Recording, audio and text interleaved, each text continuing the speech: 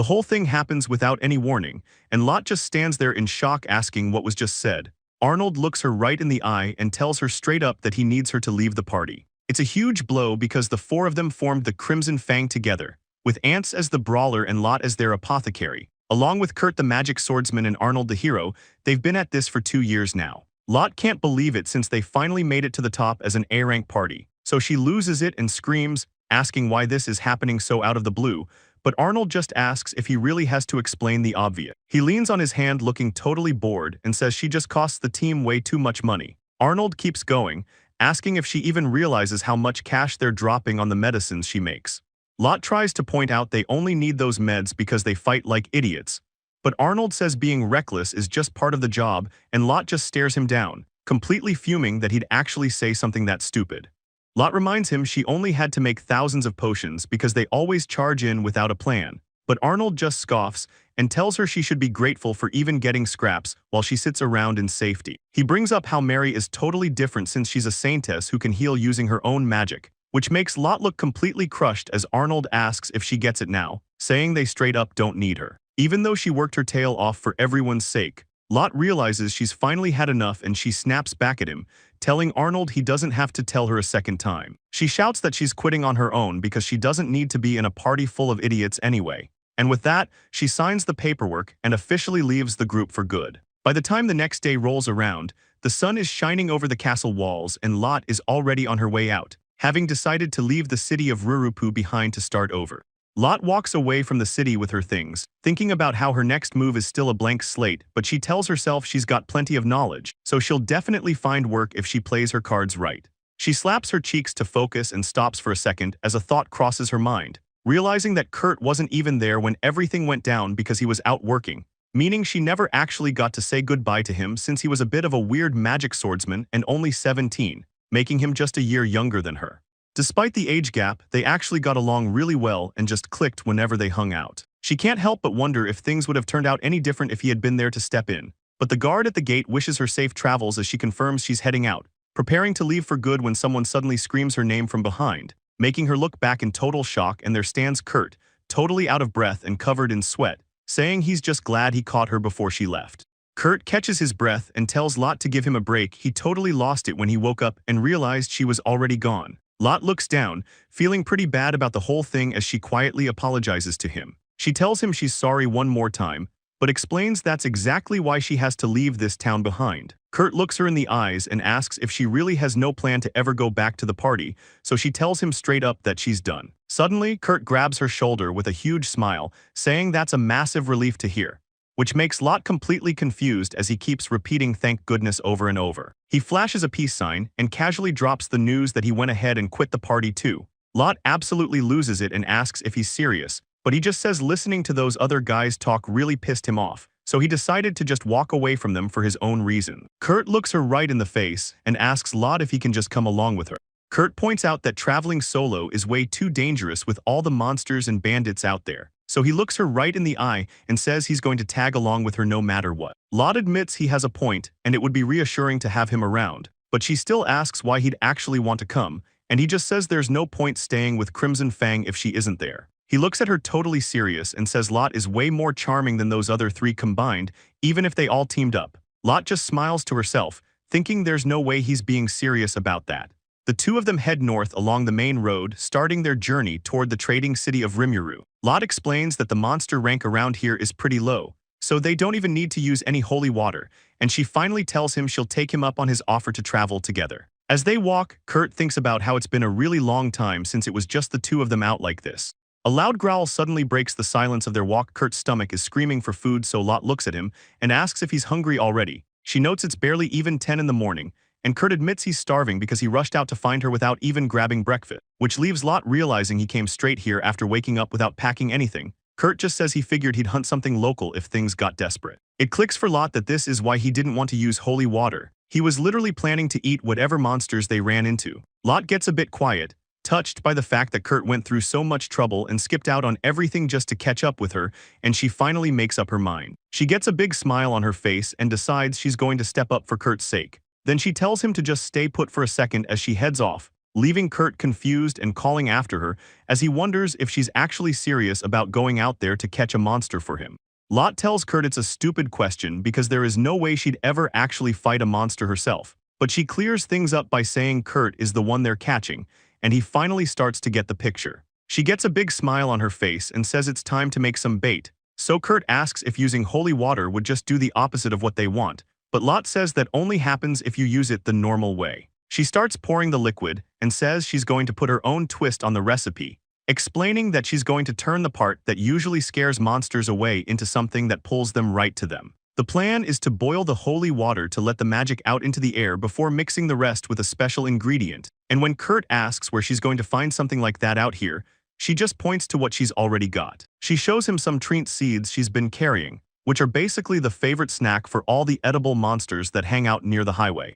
Lot explains that once she powders the seeds and fuses everything together, the bait is finally complete, and she looks pretty hyped about it, holding up the bottle and celebrating that she actually pulled it off. Kurt tells her she's amazing for making it happen, but she just says it's all thanks to the tons of research she's done. About an hour later, the plan pays off big time when Kurt manages to spot and grab a horned rabbit, so they cook it up right there, and Kurt leans back totally satisfied, saying the meal was actually really good. Lot tells him she's glad he liked it, but reminds him they've gotta get moving again pretty soon, though Kurt just looks over at her and smiles, enjoying the quiet moment they're having out in the woods.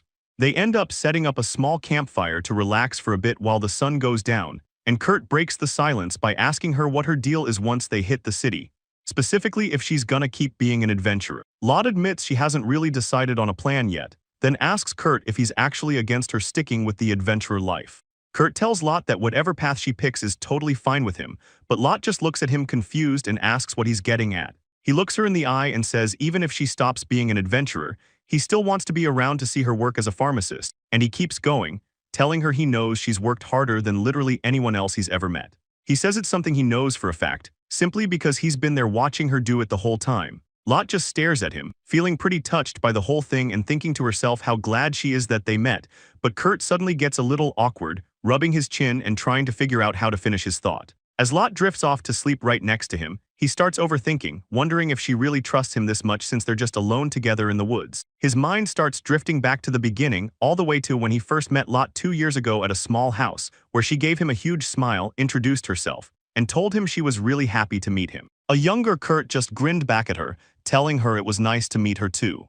Kurt looks at her and thinks about how she hasn't changed a single bit since the old days, and while he's always thought she could probably try dressing up a little more, she still has that same smile. He starts thinking back to just 2 years after they first put together the Crimson Fang party, where the group actually managed to climb the ladders and get promoted all the way to A rank. Looking back on those days, he knows for a fact that every single bit of that success, and all the progress they made as a team was honestly just thanks to her hard work. It was a real struggle when they first started out as a group of rookies, even with a hero on the team, because the title of hero is usually reserved for people who have the potential to become absolute legends, and the main way the world judges that kind of potential is by looking at someone's magic power and how they handle themselves based on their own individual nature as a fighter.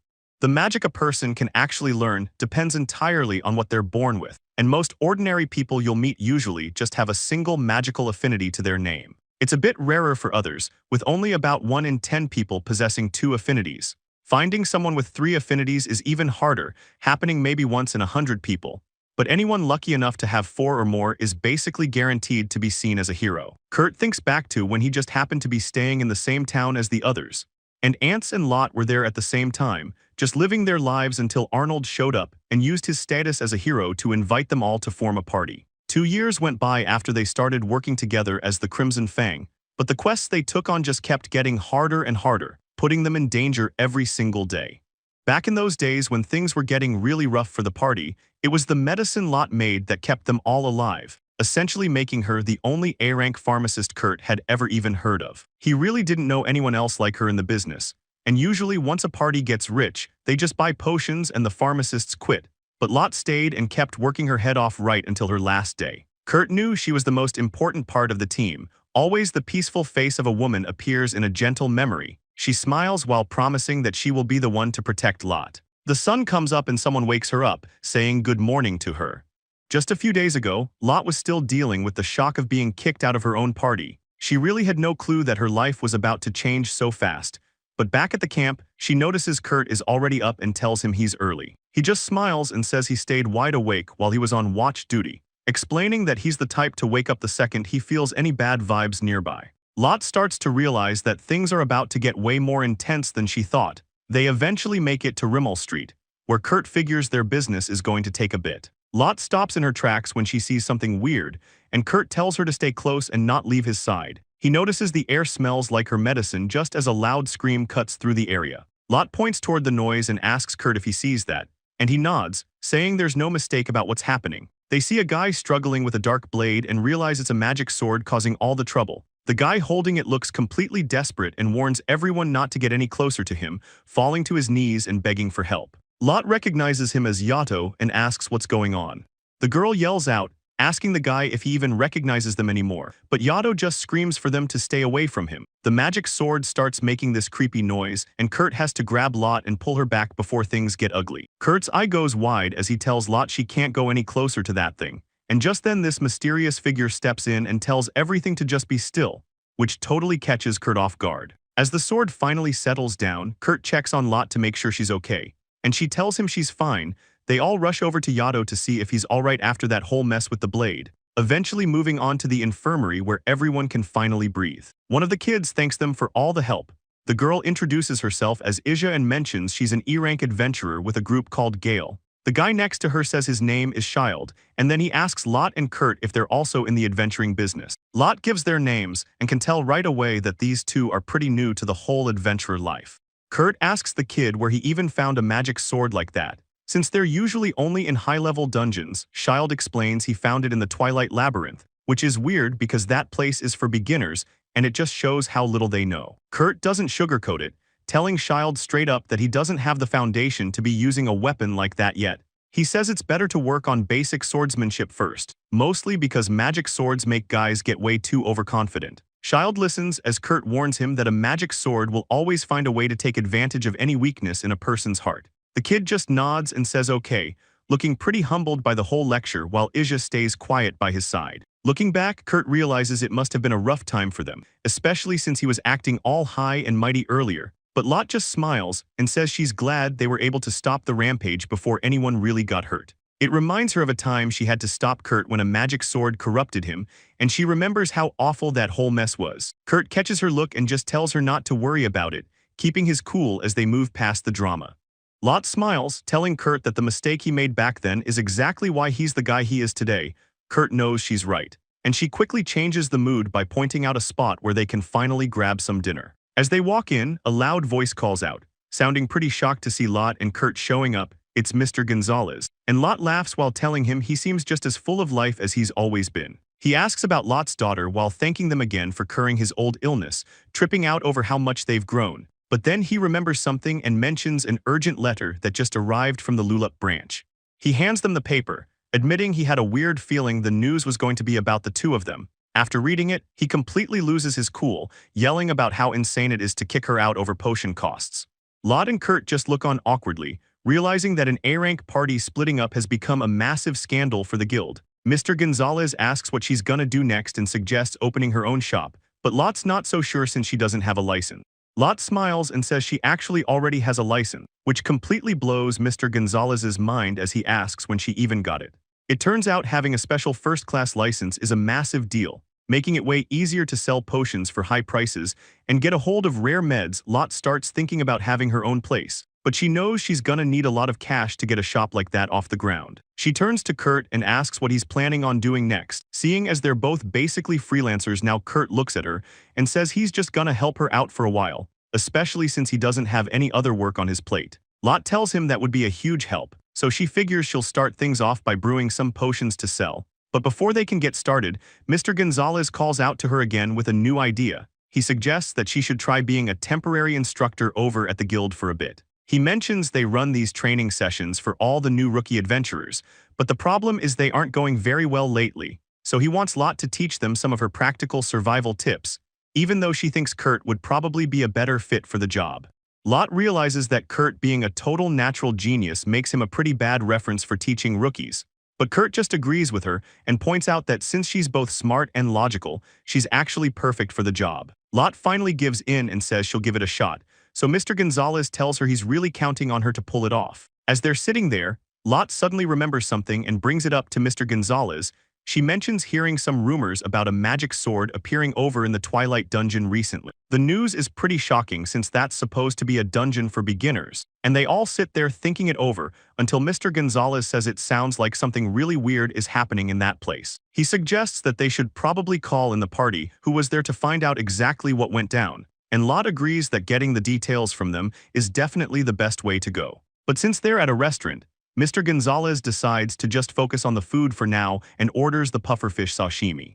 The waitress comes over looking pretty stressed and explains that since the head chef is out sick, they can't serve the pufferfish, which is a bummer since it's a regulated ingredient that needs a pro to handle it. But then Lot just smiles and tells them she's more than happy to prep the fish herself. Mr. Gonzalez nearly spits out his drink and asks her how she even knows how to do something like that. So she reminds him she's an expert on venomous creatures while she gets to work in the kitchen, and soon she puts out a plate of sashimi that looks so perfect everyone there is just totally blown away. Lot acts like it's no big deal and says it's actually pretty simple once you know the trick, leading Mr. Gonzalez to wonder if she can even break down a massive steel tuna, though he figures that's impossible, but Lot just beams and tells him she can definitely do that too, leaving him completely shocked. After they finish eating, they check on the schedule for the next workshop and realize it's already set for tomorrow.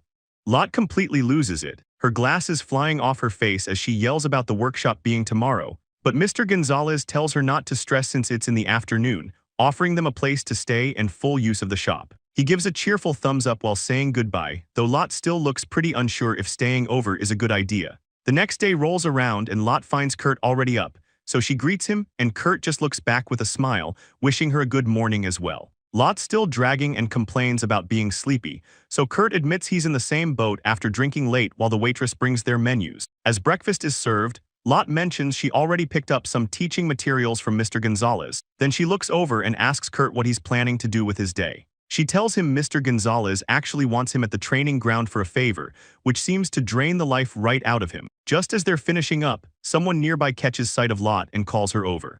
Lot leans in to double-check if she got the girl's name right, asking if it was Ixia, and as they settle onto the couches, Lot asks how the guy is holding up physically while handing something over. Ixia gives a big smile and says he's doing great thanks to Lot's help, so Ixia mentions that right now, both he and Child are currently getting worked to the bone by Mr. Gonzalez. Lot gets a bit of a sweat going as she realizes Kurt is probably stuck in that mess with them too.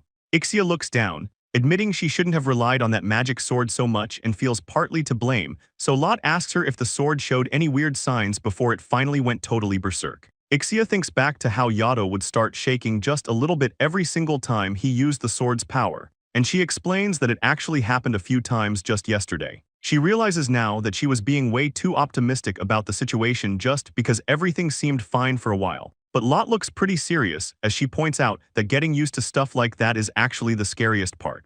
Lot looks pretty serious as she explains that using a magic sword that doesn't fit a person's style can actually mess with their head. So she tells Ixia to be extra careful from now on, and Ixia just nods and says okay. Ixia looks a little nervous for a second before calling out to Lot asking if Lot would be willing to teach her more about magic sword, and Lot's cool with it as long as Ixia doesn't mind learning just the basic. After they talk, Ixia bows and says thanks for the info while Lot tells her she's just glad she could help out. The scene shifts to some paperwork where someone asks if they're talking about the seminar this afternoon, getting a quick yes sir in response. Lot suddenly hits the realization that she totally forgot about the whole thing, and it turns out she's actually the one supposed to be giving the lecture, which completely shocks Ixia. Ixia mentions they'll be there too, right as Gonzalez pops in to yell that they're all going whether they like it or not. Ixia panics about how late it is, but Lot tries to play it cool and says it's fine even though she's clearly rushing off now. Yato is making a total scene, clinging to Kurt's arm and shouting about how he's begging for a favor. He keeps yelling for Kurt to take him on as an apprentice, but Kurt isn't having it and tells him to get lost. Lot watches the chaos and calls out to Yato, thinking to herself that Kurt is definitely in a bad spot here. But then Ixia turns back and mentions that she just remembered something she wanted to tell Lot. Ixia looks Lot right in the eyes and says that everything Lot said earlier was actually really persuasive, and because of that, she's honestly looking forward to hearing what Lot has to say during the lecture.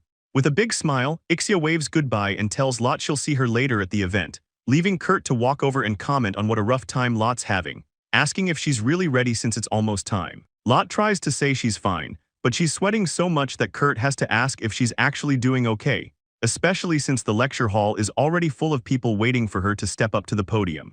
The lecture hall is a total mess with people complaining about being stuck there, and Lot just sits in silence while Yato mentions how the whole vibe in the room feels pretty nasty, but Lot tells him not to let it get to him. Just then some guy in the crowd starts talking about the rumors going around regarding Yato the Gale. He keeps going, saying he heard Yato completely messed everything up yesterday, which makes other people join in, claiming that's just what happens when a guy relies on luck to get ahead. They start laughing about how only the real deals make it to the top ranks, and Lot can't help but repeat that line to herself. She looks over at Yato, wondering why he's staying so quiet while these guys are talking all this trash, but Yato just brushes it off, saying whatever and telling them they can say whatever they want, which leads to Lot noticing that Yato has actually changed a little bit recently. She realizes that the old Yato definitely would have taken the bait and started a fight, and she has to admit that's probably true.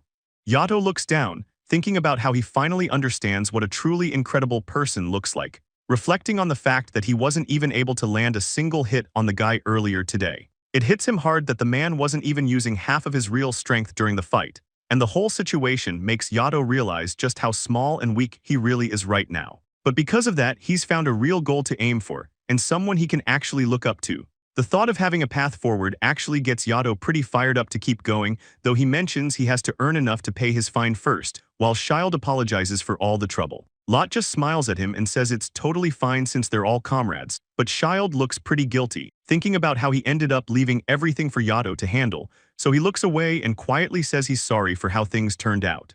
Someone gives a little smirk and tells the others to come on, while Lot stands in front of the room, announcing that it's finally time to start the lecture. She puts on a bright smile and introduces herself as their instructor and the party's apothecary, but deep down, she can't help but wonder how she went from being kicked out of her group to teaching a class. Shield is right there in the front row clapping for her, which helps her keep going as she tells herself to stop worrying about all the random students staring her down from the bleachers. Getting down to business, she asks everyone to take a look at the handouts she passed out, explaining that everything they're covering is super important and they really need to memorize all of it. But as she looks out at the crowd, she notices that only Shield, Ixia, and Yato are actually paying attention. So she sighs and realizes the teacher act just isn't working, deciding it's better to just end the lecture early.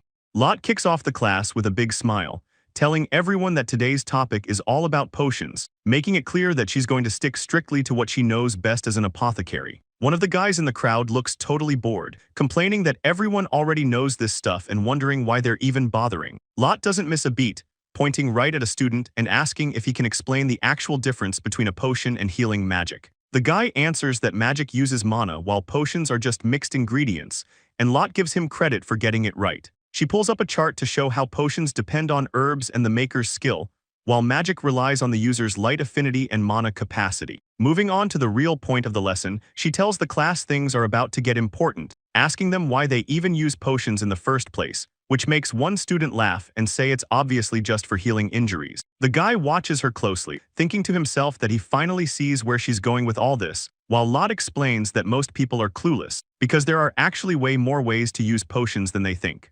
Lot gets the class's attention, telling them she's going to do a live demonstration right now, calling out to Shield and asking to borrow his beat-up shield for a second, which totally catches him off guard. She holds up a bottle of her own advanced potion, showing it off to the whole room before telling everyone to watch really closely as she starts dripping the liquid onto the damaged metal. The potion starts sizzling on the surface, and the students can't even believe what they're looking at. The shield lets off a bright glow, and just like that, the scratches on the metal completely vanish. Everyone loses it, talking about how it only took a few minutes to make the shield look brand new again, while Lot just smiles, telling them that potions are actually full of all kinds of crazy possibilities. She explains that this was the big point she wanted to get across, and the class is clearly impressed. Hearing the bell, Lot looks at the clock and tells everyone it's finally time to wrap things up for the day. The class isn't ready for it to end, with one student complaining that things were just getting interesting, but Lot just looks at them with a calm smile, clearly having one more thing on her mind before she speaks up again, telling the group she's got some final words for them, which really gets Shild's attention. She prefaces it by saying this is just some simple advice from one adventurer to another, telling them that no matter what kind of crazy stuff happens out there, the only thing that matters is surviving. The whole room goes quiet, and Shield just stares at her, looking like those words really hit home for him. Lot continues, saying she knows things are rough right now, but they've got to stay strong despite any failures, telling Child directly that it's perfectly fine to look uncool while they're struggling as long as they're the ones getting the last laugh when it's all over, and she gives him a small smile. She finishes by telling them not to overthink it, because everyone has a limit to what they can do alone. Lot's voice follows the kids as they head out, reminding them that friends are there to cover for each other's weak spots, and Kurt just smiles at that, mentioning that's exactly how a real party is supposed to function. Back at the office, Gonzalez greets them and tells them they did a great job with the lecture. But then things get serious when he brings up the info he found on the Twilight Labyrinth Lot was asking about. Lot looks over the papers and can't believe what she's seeing. Gonzalez points out it's super creepy how there's almost no damage listed. It doesn't add up at all, especially since everyone knows dungeon accidents have been spiking like crazy lately. Gonzalez tells them he's going to keep investigating and asks them to speak up if they notice anything weird, and Lot agrees. Moving on to the 5th day in town, Child is busy thinking about his progress while Lot is running around handling food orders. And after she gets her pay for the day, she realizes she's actually made a decent bit of cash from this side job. Kurt sees her working and jokes about her becoming a chef, but she's quick to tell him he's got it all wrong.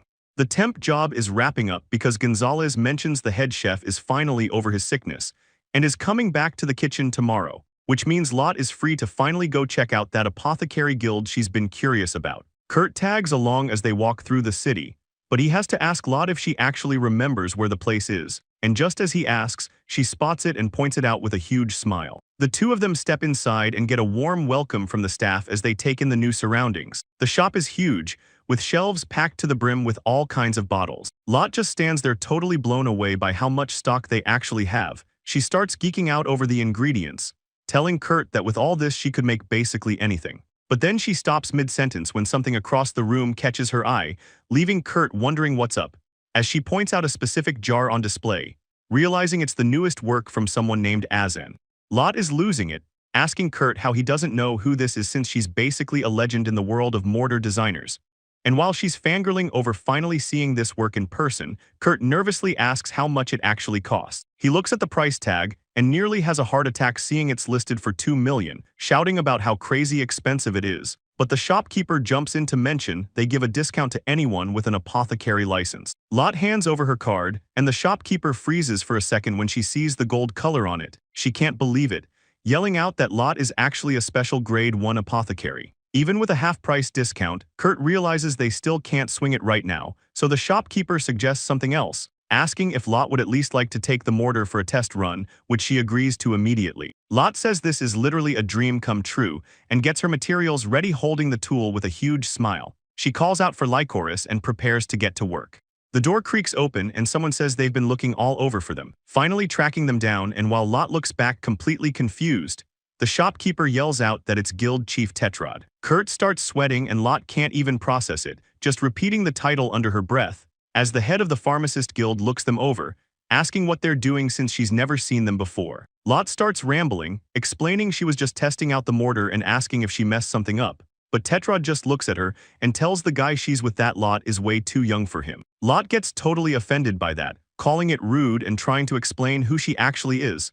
But the chief tells her to just drop it for a second and let go of her hand. Everything goes quiet as they both stare at each other in total shock, until Tetrod looks at what Lot made and says it's beautiful, leaving Kurt standing there with no idea what's happening. Tetrod suddenly grabs Lot's hand and pulls it right up to her face, while Kurt yells from the back, demanding to know what she thinks she's doing to his friend. The guildmaster ignores him and starts obsessing over Lot's hand, saying her fingers are beautiful and her joints are basically perfect, which just makes Lot squeak in fear. Kurt is practically vibrating with rage, screaming at her to let go, but Lot is still just stuck on the fact that this weird lady is actually the head of the guild. Tetrod doesn't even look up. She's just drooling while she mutters about Lot having the perfect golden ratio for an apothecary. Kurt has officially seen enough. His face goes dark as he starts to say something. He snaps and yells at her to get her hands off Lot, calling her a straight-up pervert for acting so creepy. Tetrod finally backs off and says she's sorry for getting so intense. But then she tells Lot she can use any of the Azen tools she wants, which gets Lot excited to start. Lot gets to work and immediately notices the quality, saying it feels completely different than anything she's used before. She finishes up the batch and asks if it looks right, while Tetrod watches her, feeling smug that her eye for talent was 100% correct. Tetrod looks at the final product and admits she might have overdone the power a bit. Then she asks Lot if she can see the powder literally dancing in the air. Tetrod looks at the powder Lot made and says it's so bright that there's actually a risk of someone going blind, making it obvious she's still being a bit intense as she leans in way too close to Lot, telling her she's probably noticed the quality herself. But then she backs off a bit and tells Lot that for a first try, she's done an amazing job, while Kurt just stands in the back looking totally fed up with the whole situation. Lot watches her and thinks to herself that she originally thought the guildmaster was just a total pervert. But then she tells Tetrod she's as sharp as you'd expect a guildmaster to be, which leads to Tetrod asking what her name is, so Lot tells her. Tetrod remembers the name and says the apothecary from the Crimson Fang party was called Lot too, and Lot nervously admits that was her, which makes Tetrod realize exactly who they are, as she points at Kurt and asks if he's the famous magic swordsman known as the Blood-Soaked Noble. Kurt gets all awkward and tries to dodge the question, while Lot just looks confused and repeats the edgy nickname, but the guild staffer confirms it's definitely him. She starts describing his reputation, talking about how he supposedly dances through the blood on the battlefield like some kind of cruel but beautiful figure, and she goes on about how he's like a painting, calling him the young noble of fresh blood, which has Kurt dying of embarrassment as he begs her to just use his normal name.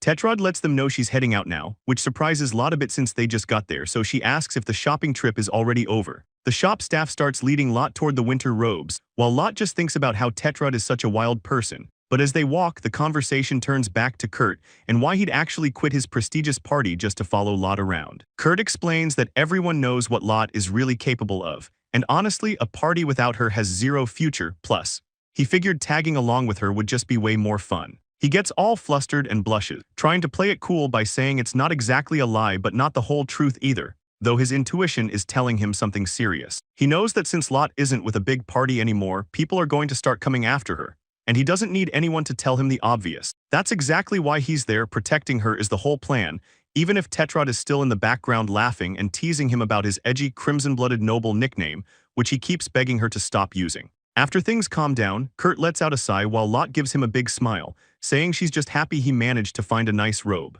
Lot asks if he ever wants to wear something a bit cuter for a change, but he's not feeling it at all, so she starts geek out about how robes have the best stretch and feel amazing on your skin.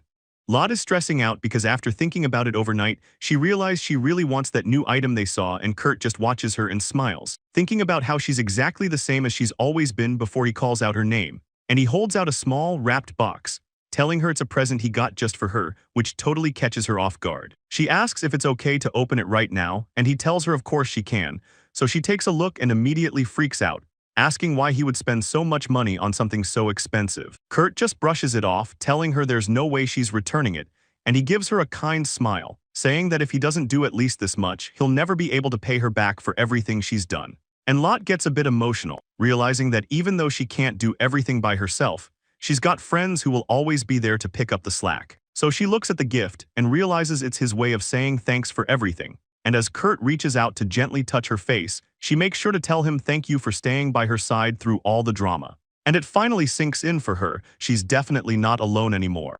Lot takes a second to herself, thinking about how that specific day was the first time she ever really felt that way. And later on, she's back in her zone, happily grinding away at some medicine while laughing to herself. But Kurt pops his head into the room and tells her he could hear her acting weirdly cheerful all the way from the hallway. Lot asks what's going on, so Kurt explains that Mr. Gonzalez wants to talk to them, though he has no idea what about. The two of them sit down with the man, who tells them they've finally made some real headway with the Twilight Labyrinth. Mr. Gonzalez explains that the monster count in the dungeon has totally tanked, and though he doesn't know why, there's a rumor that people in the nearby village of Gaido are getting sick left and right, so he wants them to find the source.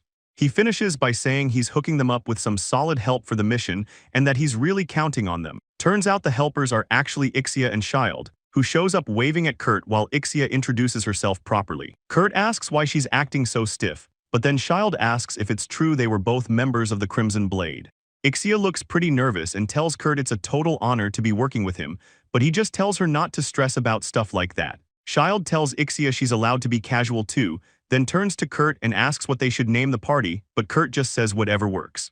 Shield gets all hyped up and suggests combining his name with Kurt's to call themselves Yakult, which Kurt shoots down right away. Moving on, Gaido village is located to the southeast of where they are, and the path there is usually pretty straightforward, except there's a big forest sitting right between the town and the village that's normally great for rookie training, but things aren't normal lately. Suddenly, a monster jumps out from the trees, and someone shouts that it's a lesser orc looking for a fight, Ixia doesn't waste a second, she drops into a stance and gets her staff ready to deal with the threat.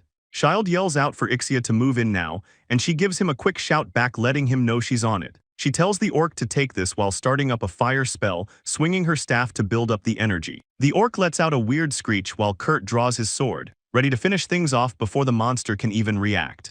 Child is losing his mind over how cool Kurt is, while Ixia just stands there in total shock. She can barely even get a word out after seeing him move. The group keeps pushing through the woods, taking out a killer bee and then an evil ant right after, just wrecking everything in their path. Ixia and Child are starting to look completely wiped out from the pace, but Kurt just looks back and tells them they need to hurry it up. Lot pipes up and tells Kurt he's going way too hard, calling the whole thing total overkill, which just leaves him looking pretty confused.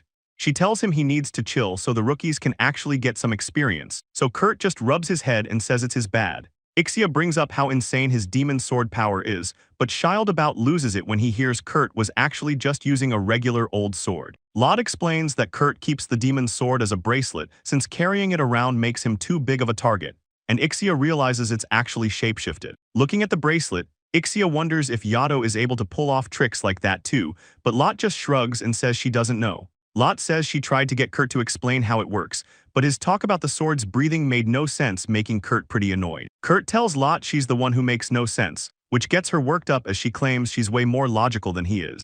Kurt gets pretty worked up and asks Lot what she's even talking about, while she just stands there and huffs. She's clearly done with him. Ixia immediately panics and apologizes, saying the comment just slipped out, which leaves the two of them standing there in an awkward silence. She keeps going though, mentioning how it's weird because even though they're totally different, they somehow fit together like perfect puzzle pieces. Lot decides to just cut the chatter and get back to business. She tells everyone to stay sharp and move fast, and the rookies follow right behind. They eventually make it to the village where the chief, Gaido, greets them warmly and introduces his son, Ghidorah, who gives them a polite bow. The group sits down to talk and Gaido assumes they already know the deal, saying if things don't change, the whole village is in real danger. Lot watches him closely and notices he's struggling, pointing out that even the chief himself is starting to cough pretty bad. She starts thinking about how these people survive on monster materials, and with no monsters around, their money situation has to be a total mess. Gaido tells them to take it from here, but he can't stop coughing, so Lot offers to take a look at him once they're done. She lets it drop that she's actually a professional apothecary,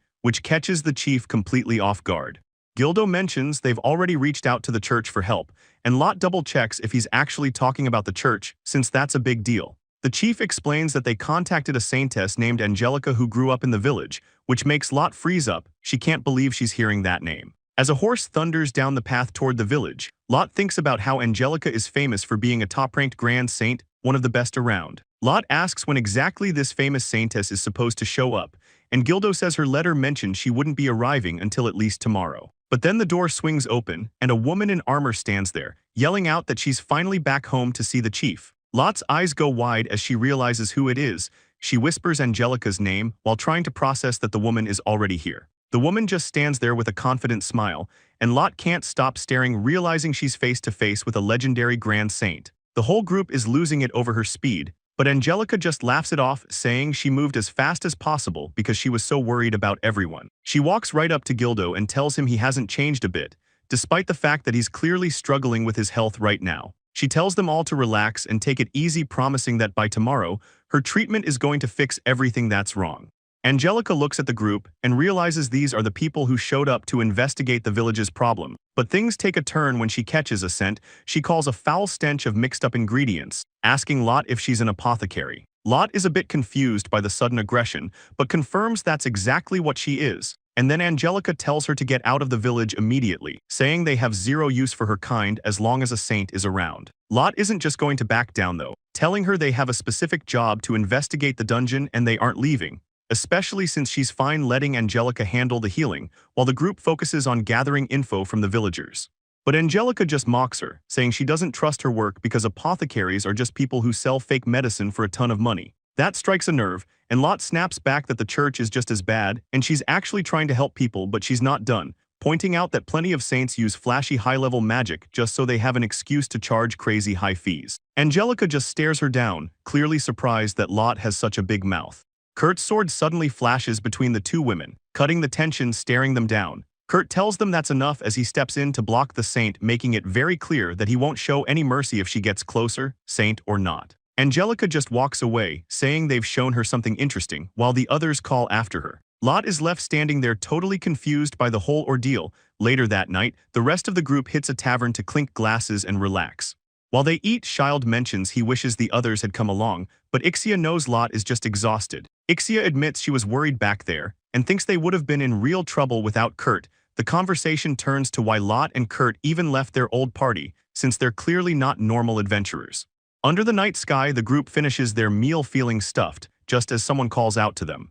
Gaido is just trying to head out when some random guys stop him, noting he's carrying something pretty valuable. The two guys block the path, demanding he hand over the magic sword since they saw him with the saint earlier. Gaido isn't having it and tells them no way, asking if these church punks really think they can pull this off. One of the guys just looks at him totally calm, saying it's not a big deal as long as no one catches them, so he figures they can just lie and say they recovered the sword and nobody would ever suspect a thing. Ixia steps up and yells that she won't let anyone hurt her friends, but the guy just thinks she's being a pest. He tells Lot to stay back and hits her, sending her back in pain while Gaido watches the whole thing happen. Suddenly, Angelica drops in and tells the guy to cut the crap, landing a heavy kick that sends him flying back. Angelica stands her ground while the church guys realize they're in huge trouble now that the Grand Saint is here. Ignoring the thugs, Angelica turns to Lot and tells her she's sorry for letting her get hurt. Gaido and Child just stand there totally stunned by what they just saw. Gaido finally finds his voice and thanks her, but Angelica is already moving on to the next thing. She offers to buy them all a meal to make up for the mess, even though Lot and the guys feel like they're already imposing. She doesn't take no for an answer, winking and telling them not to be shy about letting her do this much for them. A massive spread of food gets laid out on the table. She tells them to dig in and not be held back by anything. Lot is still a bit tense and calls her Great Saint, which makes a guy named Thomas start laughing since that's what the church thug called her too. Angelica immediately gets annoyed, snapping at Thomas to shut up and stop laughing at her expense. Thomas brings over some drinks and tells Anne to stop glaring, admitting he only laughed because a fancy title like that doesn't fit her personality at all. Gaido agrees that the title is a bit much, so Angelica tells the group they should just call her whatever they feel comfortable with. Lot decides to go with the name Anne, and then Gaido asks her why she's waiting until tomorrow to start treating the village. She explains that a saintess's light magic is way stronger during the day, and while she hates the wait, she wants to heal everyone at once, which actually impresses Gaido since she had a real plan. Angelica puts Thomas in a painful headlock, demanding to know what he meant by saying she's surprisingly something. While he just yelps in pain and Lot laughs at the chaos, but then the party starts to wind down as Thomas sets down his empty glass, sighing that he might have had a bit too much to drink tonight. So Angelica decides to step out for some fresh air to clear her head, leaving the rest of the group behind to wonder about her personality, and Gaido can't help but mention how strange he thinks she is. But Thomas just looks at him and says that she's actually a really nice person once you get to know her. Even though she turns into a completely different person the second an apothecary is involved, which makes Thomas get a little more serious, telling the group that she has her own specific reasons for acting that way. And when Lot asks if he actually knows what's going on with her, he confirms that he does, leading back to Angelica staring out from the balcony alone while Thomas begins to explain that everything goes back to her past, starting with how the two of them were actually childhood friends, back when a younger, energetic Angelica used to run up and call out his name because she was always smiling and full of energy, constantly pestering him to come out and train with her for the day.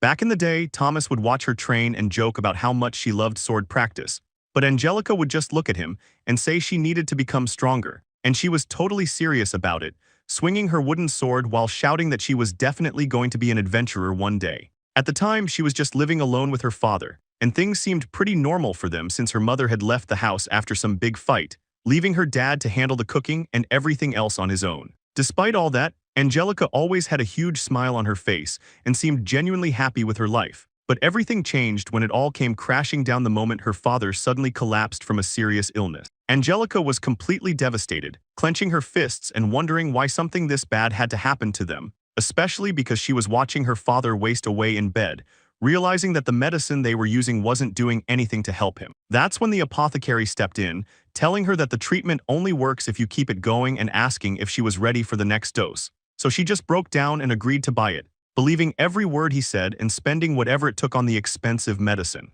Angelica tried to keep her head up, telling herself that even though things were rough right now, they'd have to get better eventually, so she started working like crazy, pulling shifts from sunrise until late at night just to scrape together enough cash for her dad's medicine. Thomas is confused and asks why her saint powers didn't just fix him, but Lot explains that she didn't actually have any light magic back then, and since she only got her powers much later in life, Lot notes that while it's pretty rare, cases like hers do happen from time to time. But in the end, her prayers didn't do anything, and a messed up truth came out right when everything was falling apart, leaving Angelica staring at the pills in her hand, realizing that the medicine she spent everything on was a total fake the whole time. She was absolutely livid, cursing out that apothecary for what he did, her eyes filling with tears because she knew right then that his greed basically killed her father, and the weight of it all just broke her.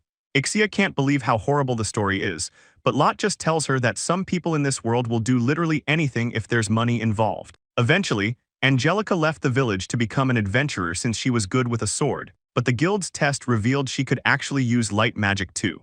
10 years go by, and because she never wanted anyone else to feel the same pain she did, Anne threw herself into magic training, eventually becoming a grand saint. It's pretty ironic though, since she couldn't use any of that power to save the one person who mattered most to her, leaving her just staring off into space. Back at the table, Thomas sighs and mentions to Lot how much of a total disaster the day turned out to be. He says he knew something was off the second he heard that name. Turns out that martial arts saint is famous for absolutely hating apothecaries, and Lot just keeps eating while listening. Thomas decides he's just going to focus on doing his own job right, especially since even a saint's magic might not be enough to fix things depending on what's actually wrong. He looks over at Lot and asks if she has any clue what's actually behind this weird sickness hitting the village. Lot admits she's still in the dark even after talking to people, noting that it's mostly kids and old folks getting sick, almost like a regular cold, but the real issue is that the medicine isn't doing a thing, and instead of getting better, the patients are actually just getting worse. She thinks back to what she said earlier that afternoon while looking pretty thoughtful,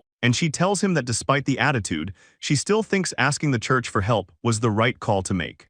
Everyone knows a saint's healing magic is the real deal since it works so fast, and getting the people back on their feet would definitely make the whole village happy. So Lot heads out to the field and stands right in the middle of a massive magic circle. Someone is watching her from the shadows though. She's definitely not thrilled when she realizes Angelica is standing right behind her, looking pretty annoyed to be there. Lot asks if this is the magic circle they were discussing yesterday, but Angelica just gives a cold brush off and walks away, leaving Lot pretty irritated. Thomas starts complaining about how much time he wasted this morning, and when Lot tries to snap back at him, he just points out that Anne is already moving. Some of the locals stop by to tell them to be careful with the investigation, and a girl thanks Lot for all the help she gave them the day before. Angelica actually cracks a warm smile for once. It's such a change from her usual attitude that it catches everyone off guard, especially since Thomas is standing there wondering how the two of them got so friendly all of a sudden. Lot just explains that she ran into some trouble yesterday and the saint helped her out. Thomas still seems a bit skeptical that a big-shot grand saint would go out of her way for Lot,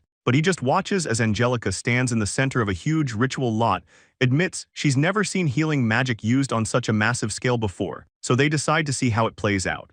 Lot watches the ritual and realizes that trying to heal every single villager at once is a huge task. The sheer scale of the magic is honestly pretty impressive. As Angelica continues her work, Lot stays close by, watching her every move as if she's trying to figure something out. Angelica notices the stare and asks what's with the weird look. Lot quickly brushes it off, but she can't help but sigh at how difficult the saint is being. Looking at the massive magic circle, Lot knows an apothecary could never do something like this. It's a level of healing that's just on another level. She tells Angelica that despite her rough personality, her magic is flawless, admitting she wouldn't even dream of trying to find a mistake in it. One of the other girls calls out that it's time for Lot to head out. Lot says she's coming, but Angelica stops her for a second. Lot turns back to see what she wants, and Angelica mentions that because it rained last night, the trails up the mountain are going to be really muddy. Lot is actually surprised when the saint starts to tell her to be careful, but the moment of kindness doesn't last long since Angelica adds that if Lot slips and hits her head, it might actually fix her twisted personality, leaving Lot completely stunned and annoyed. As Lot walks away, she shouts back toward the trees, wondering who the one with the actual twisted personality is supposed to be. Kurt gets everyone's attention and says they should go over some dungeon basics before they actually get to the Twilight Labyrinth. He explains that a dungeon is basically just a spot where a ton of magical energy builds up, and since pretty much everything in the world has magic in it, monsters end up being born when all that energy mixes together. He goes on to say there are two main types of dungeons, starting with the natural ones found in the world. These are limited by physical space, just like the mountain labyrinth they're heading to. The second type are extra-dimensional spots that actually warp space. Since they can fit entire oceans or skies inside, they're huge and way more dangerous to deal with. Kurt wraps up his little lecture and Child is totally impressed, while Lot and Isha just stand there thinking about how these two guys are exactly the same. They finally make it to the entrance of the labyrinth. Lot looks at the stone archway and realizes it's already been a year since the last time she was here. She's ready to get to work and asks Yato to lead her straight to the spot where he first found the magic sword. As they walk through the area, Kurt mentions he doesn't feel any monsters nearby, making the others wonder if coming back here was even worth it since they already did a sweep. Lot doesn't seem to mind though, telling them she still wants to take a look around for herself just in case they missed something. They eventually reach a rocky wall where Yato points out the exact spot the demon's sword fell, and Lot looks on, trying to piece it all together. Lot pulls out a small bag and asks the group if they can help her scatter the powder inside, but Yato just looks at it and asks what it is, so she explains that it's a special item she put together specifically for this investigation. And as she holds it up, the bag almost seems to sparkle. Kurt asks what the powder is supposed to show them, so Lot tells him she's using it to find the real cause of the weirdness in the labyrinth. And she gets a serious look behind her glasses and mentions she spent the whole night thinking about the situation, coming to a specific conclusion about the missing monsters.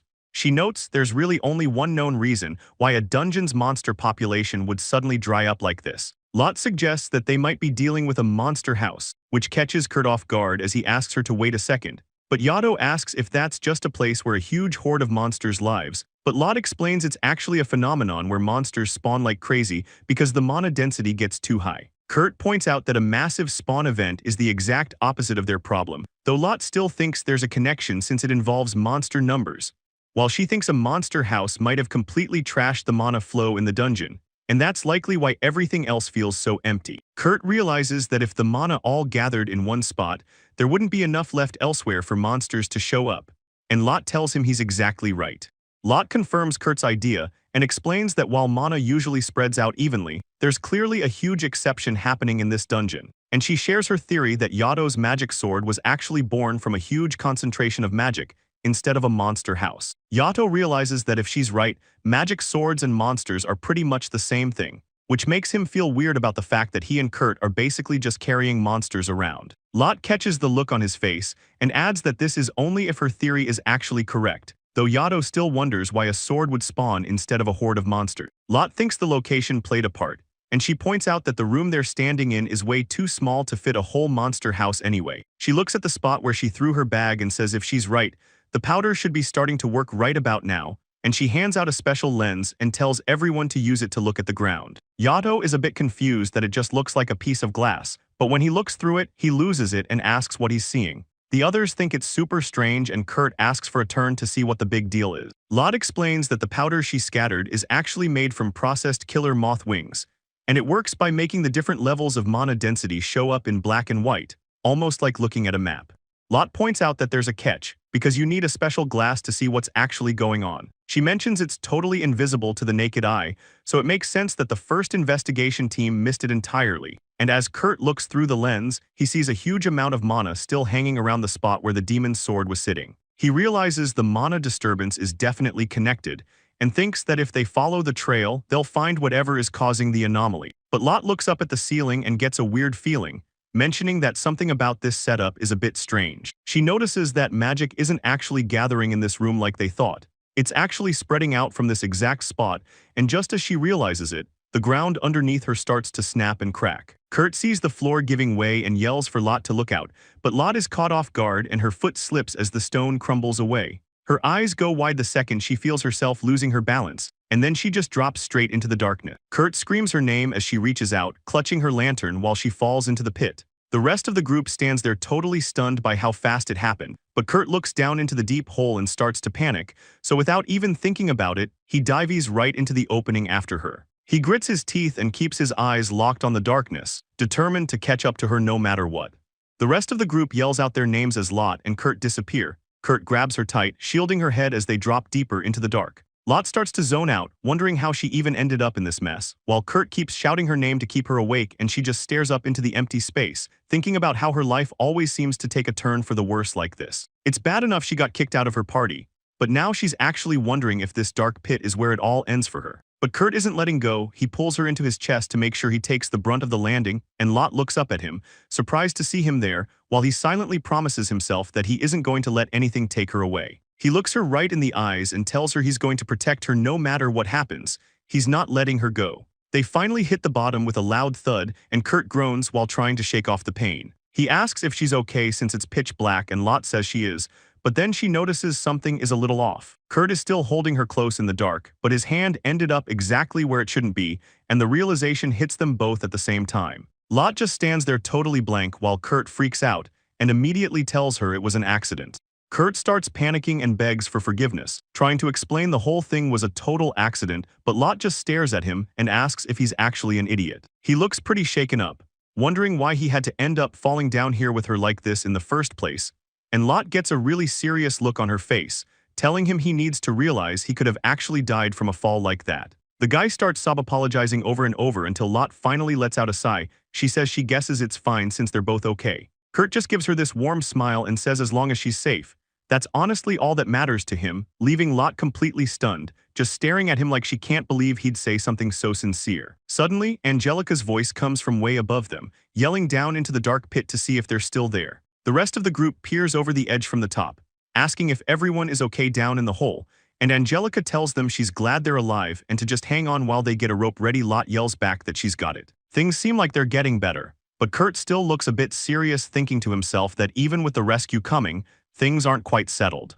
Lot and Kurt walk deeper into the massive cavern, and she can't help but ask what this place even is, as they reach a body of water where Kurt stops for a quick drink. Both of them freeze up when they see what's further in, and Lot realizes they've stumbled onto a huge underground lake hidden right under the village. Kurt agrees that's what it looks like, so he suggests they take a look around the area. They start walking along the edge, but Lot mentions they've been at it for 5 minutes without seeing an end, wondering just how far this cave goes. She suddenly stops when she sees something strange and asks what it could be, so she reaches out to touch the white surface in front of her, wondering if the material is actually hard or not. She calls out to Kurt and asks if he has a pickle on him so she can test it out. Kurt pulls the tool from his bag and hands it over. Lot thanks him and starts tapping away at the mysterious white wall, and as she works, she gets a really focused look on her face when a small piece finally breaks off.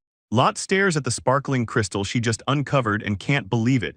She realizes it's actually a mana stone and gets pretty hyped, saying that even a small one like this will sell for a fortune. Kurt looks a bit more worried, though wondering why such a rare item is sitting in a low-level dungeon. He looks closer at the rocks nearby and notices more light catching his eye as Lot sees them too and totally loses it. She points out more stones over here and even more over there, realizing the whole area is packed with them. She holds her face in shock, asking what is even going on with this place. Kurt has to snap her out of it, giving her a flat look while reminding her that this is supposed to be a formal investigation. Lot stammers back that she knows that, but as she looks at the stone in her hand, she realizes this has to be the reason for the dungeon anomaly, since magic stones grow bigger by absorbing all the mana around them through crystallization. If stones like this are buried throughout the entire underground area, then it's only natural that the whole flow of mana in the region would be completely messed up.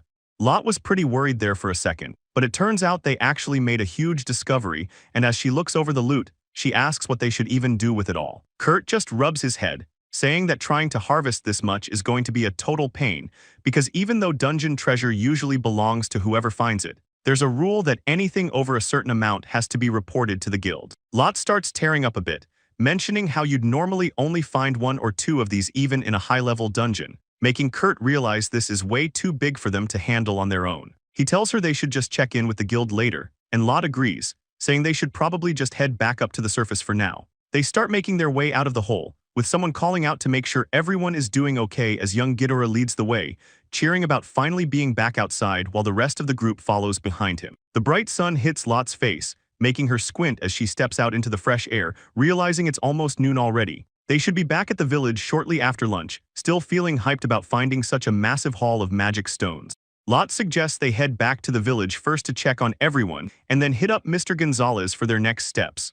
The whole group is buzzing about the crazy find they just made, wondering if the guild is actually going to hook them up with a massive reward for it. Kurt watches Lot for a second before quietly speaking up to get her attention. He looks pretty nervous, stumbling over his words as he asks her if she'd want to go grab a nice dinner together once they get paid. But Lot is totally in her own world. She's way too hyped about finally having enough cash for her alchemy supplies and tells him he should probably just buy some new gear for himself. It brings back some bad memories for her back when she was with Arnold. He kept all the rewards for himself, leaving her with basically nothing to show for all her hard work. She can't help but smile knowing that those days are finally over and things are actually going her way now. She calls out to Kurt as he starts walking ahead.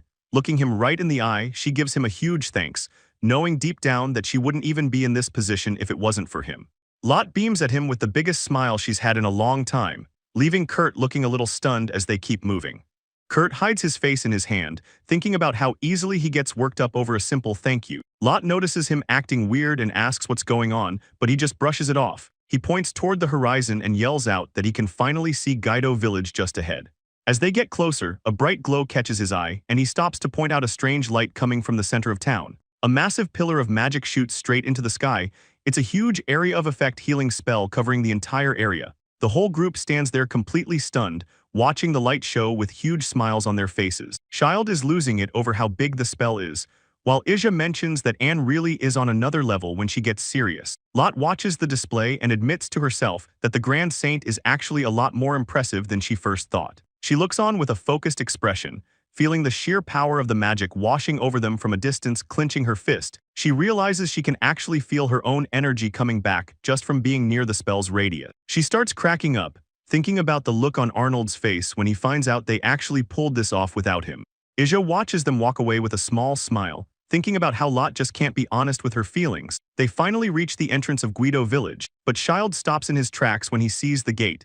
Ija notices right away that the gatekeeper is nowhere to be found, while Child tries to guess that maybe they're just on a lunch break. The three of them stand there looking at the empty streets, wondering why the entire place has gone completely silent. Lot focuses in, her eyes wide as she realizes she can't hear a single person moving around in there. She quickly turns to Kurt, seeing the look on his face and realizing he's picked up on the same weird vibe. Kurt tells the group they need to move fast, thinking that maybe everyone in town has gathered over at the plaza for some reason. Thomas calls out to Anne as the others come running up, and he starts to explain what actually went down while they were in the dungeon. But even with him talking, a heavy feeling settles over them because something about this whole scene feels completely wrong. Thomas looks over at Anne with a confused expression, wondering why she's being so quiet as things get even more tense. Lot stares at the scene with a sinking feeling in her gut, knowing that something is seriously wrong, and as she looks around, she sees the villagers everywhere just falling apart. Angelica turns back with a look of pure dread, because the street is full of people doubled over and groaning in pain, barely able to even stand up. Lot stands there completely frozen, her eyes wide as she tries to process the nightmare unfolding right in front of her. Angelica reaches out, looking like she's about to break down as she begs Lot to help her with all this. She looks over at the chaos, trailing off as she realizes the scale of what they're actually looking at. Lot finally finds her voice, asking what on earth is even happening to all these people. Angelica just shakes her head, sounding totally lost as she keeps telling the group that she honestly has no idea. One of the guys snaps at her, saying there's no way she can be clueless when something this big is going down, but she just yells back that she really doesn't know, explaining that everyone was doing great until yesterday. But as soon as the magic was used, they all started acting like this. Angelica panics as she asks one of the villagers where it hurts, but the guy can't even talk and just groans, so she tries to switch things up with a different healing spell. But it only makes the villager scream out, leaving Angelica completely shocked as she realizes everything is just getting way worse. She looks over at Lot and says she's already tried every spell she knows, asking what else she's supposed to do, and she just stands there shaking, looking like she's about to totally lose it. Lot stays quiet for a second, just watching her with a really serious look. Lot tells her she needs to calm down and suggests they actually take a second to think about what's causing this, pointing out that everyone started getting worse the moment that big recovery spell went off, which makes Angelica realize she's right. As the villagers keep suffering in the background, Lot asks if there's any way the magic just failed, but Angelica doesn't think so, explaining that a failed spell would only waste her mana instead of hurting everyone else. The recovery magic actually seems to be working, especially with how bright the light over the village is. Lot notices it herself, feeling her own energy coming back ever since she made it back to the village. But she can't figure out why only the villagers are suffering, and she's starting to think that switching up the magic won't help at all. Angelica reminds her that she already tried different spells and they all failed. In fact, they just made everyone feel even worse. Lot is totally shocked because, according to everything she knows, a saint's magic shouldn't be able to make things worse like that. She starts walking away, thinking there has to be something different about the villagers compared to her and Angelica. Lot stands there for a second as the wind blows, just trying to piece it all together. and then it hits her, and she suddenly looks over at the wells, praying her hunch isn't right. She calls out to Angelica and asks if she knows where the villagers actually get their water from every day. Angelica points toward a mountain and says the water comes from there, which makes Lot realize that's exactly where the Twilight Labyrinth used to be. Angelica is totally confused by Lot's sudden move and calls out to her, asking what's gotten into her all of a sudden. Lot looks pretty worked up as she tells Angelica there's something she has to check right now and that she's going to need her help. She rushes over to the sick villagers, apologizing as she tells one of them she just needs to examine them for a second. The symptoms are bad: a crazy high fever, non-stop sweating, and a heartbeat that's way too fast, but that's not even the worst part. Lot leans in close and sees it. The villager's eyes have turned a weird bluish color. Thomas sees the look on her face and asks if she knows what this sickness is, and Lot tells him that she does. She really wishes she was wrong about this, but she tells them straight out that it's magic stone disease, which leaves Angelica completely speechless as the weight of that diagnosis hits her while Lot just stands there in silence. Lot explains that it's a disease where a magic stone gets inside someone and reacts to their mana, literally turning their body to stone. It's a nightmare because everything in this world has mana in it, and humans are obviously no exception to that rule. Lot explains that magic stones have this weird property where they soak up all the mana around them just to grow larger. And once a stone gets inside a human, it'll keep sucking out their mana until it's totally gone, causing massive growth and constant, localized pain. She looks down, her voice getting low as she says that once the symptoms fully kick in, things get even worse. She tells them straight up that anyone at that stage is going to die within 24 hours. Looking back at the source, the underground lake in the Twilight Labyrinth was actually surrounded by a massive amount of magic stones, and it's very likely that tiny particles from those stones ended up dissolving right into the water supply. Lot realizes that if the villagers were using the water flowing from that specific lake for their daily lives, then it means they've basically been drinking small amounts of magic stone powder every single day without even knowing it. The reason why the older people and the kids were the ones struggling the most with their health was simply because their metabolic systems made it way easier for the magic stones to build up compared to everyone else.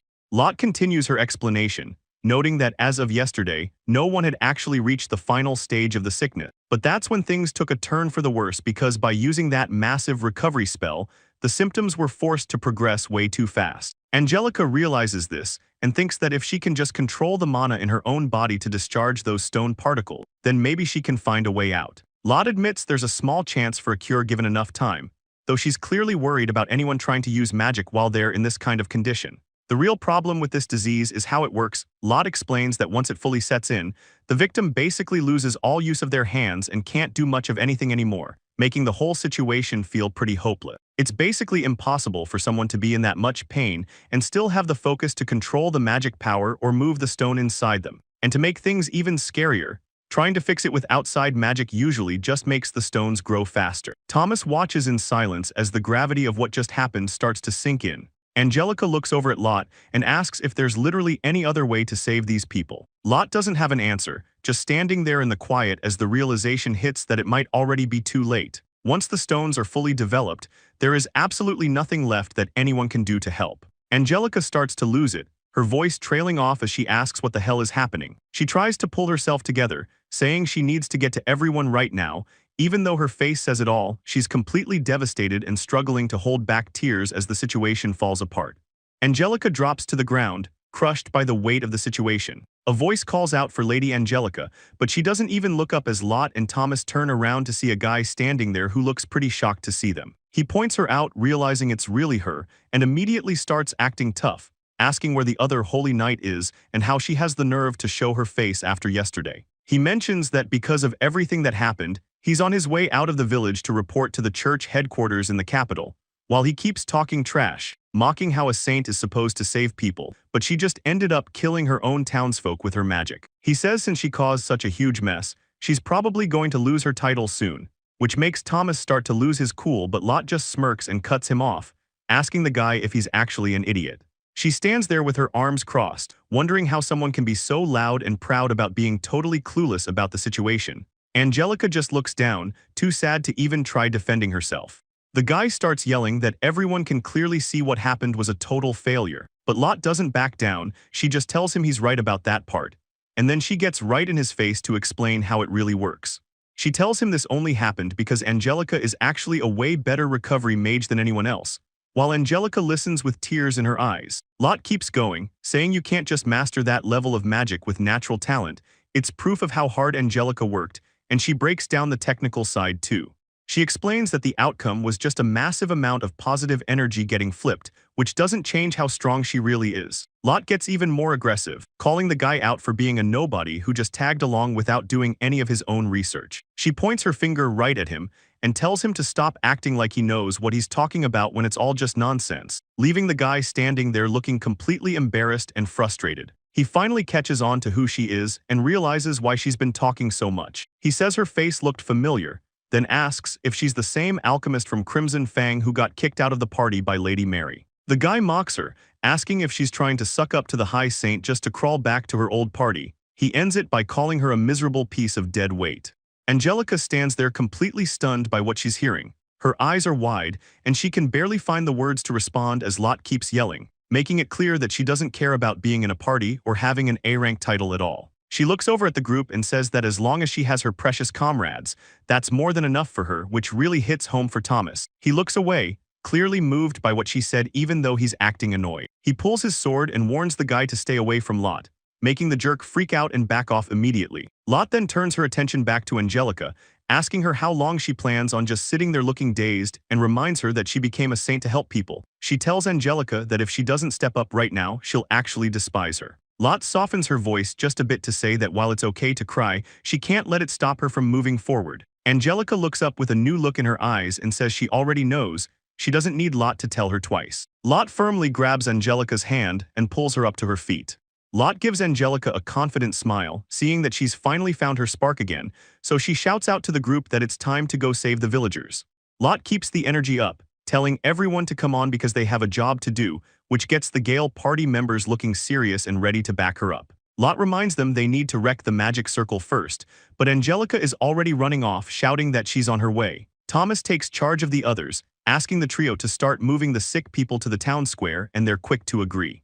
Lot hands over a box of flowers, telling them to take it along since the villagers are probably hurting pretty bad, but Thomas and the others just stare at the box, totally confused about what they're looking at. Lot explains that these are kiku flowers, which are basically the main ingredient for making stuff to numb pain. She tells Thomas to crush them so people can breathe it in, but warns him it's powerful enough that they only need one petal.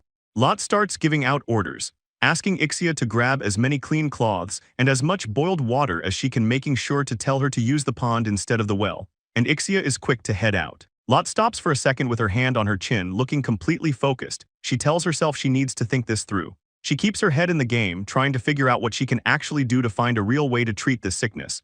Because looking at the sick kids around her, she knows that since they've finally found the cause, they're bound to find a solution as long as they don't quit now. She goes over the facts in her head. To cure magic stone disease, you have to get those stone particles out of the body to stop them from turning into crystals. Since the stones react to mana, it'd be perfect if the patient could just move the stuff with their own power. But that's pretty much impossible once the symptoms have already taken over like this. So the only thing left is to move the stone using outside mana, basically using external power to steady the chaotic energy and shift the stone out. But there's a massive problem. The stone has grown so much and drained so much of the patient's energy that it'll sense any outside mana and try to feed on it.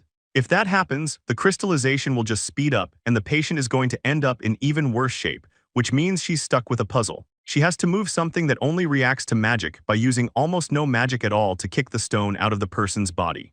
Lot slumps down on the ground, feeling the weight of the situation. She knows what she's trying to do is basically impossible for anyone who isn't a royal mage or an elf, and it's hitting her hard. But she slaps her cheeks to snap out of it. She tells herself not to give up because she has to find a way to do this her own way. Right as Child shows up carrying one of the sick kids, he calls out to her, letting her know he's finally brought a patient over. So Lot points to a spot on the ground and thanks him, asking if he can lay the kid down right there. Child gives her a quick nod and gets to work. Looking at how small the patient is makes the whole thing feel even more tragic. Lot gets asked if she really thinks she can pull off a cure for someone this young. She admits she could probably do it if she had a way to move those magic stones without using any mana. But since she doesn't, she's stuck just wishing there was a way to absorb the stones directly out of the child's body. The idea starts to take root while Child catches what she said about absorbing the stones. Sounding a bit confused, he doesn't linger though, telling her he's heading back to bring the rest of the patient. Lot keeps the thought going, wondering if she could just suck the stones out into something like a dropper instead of trying to push them with magic.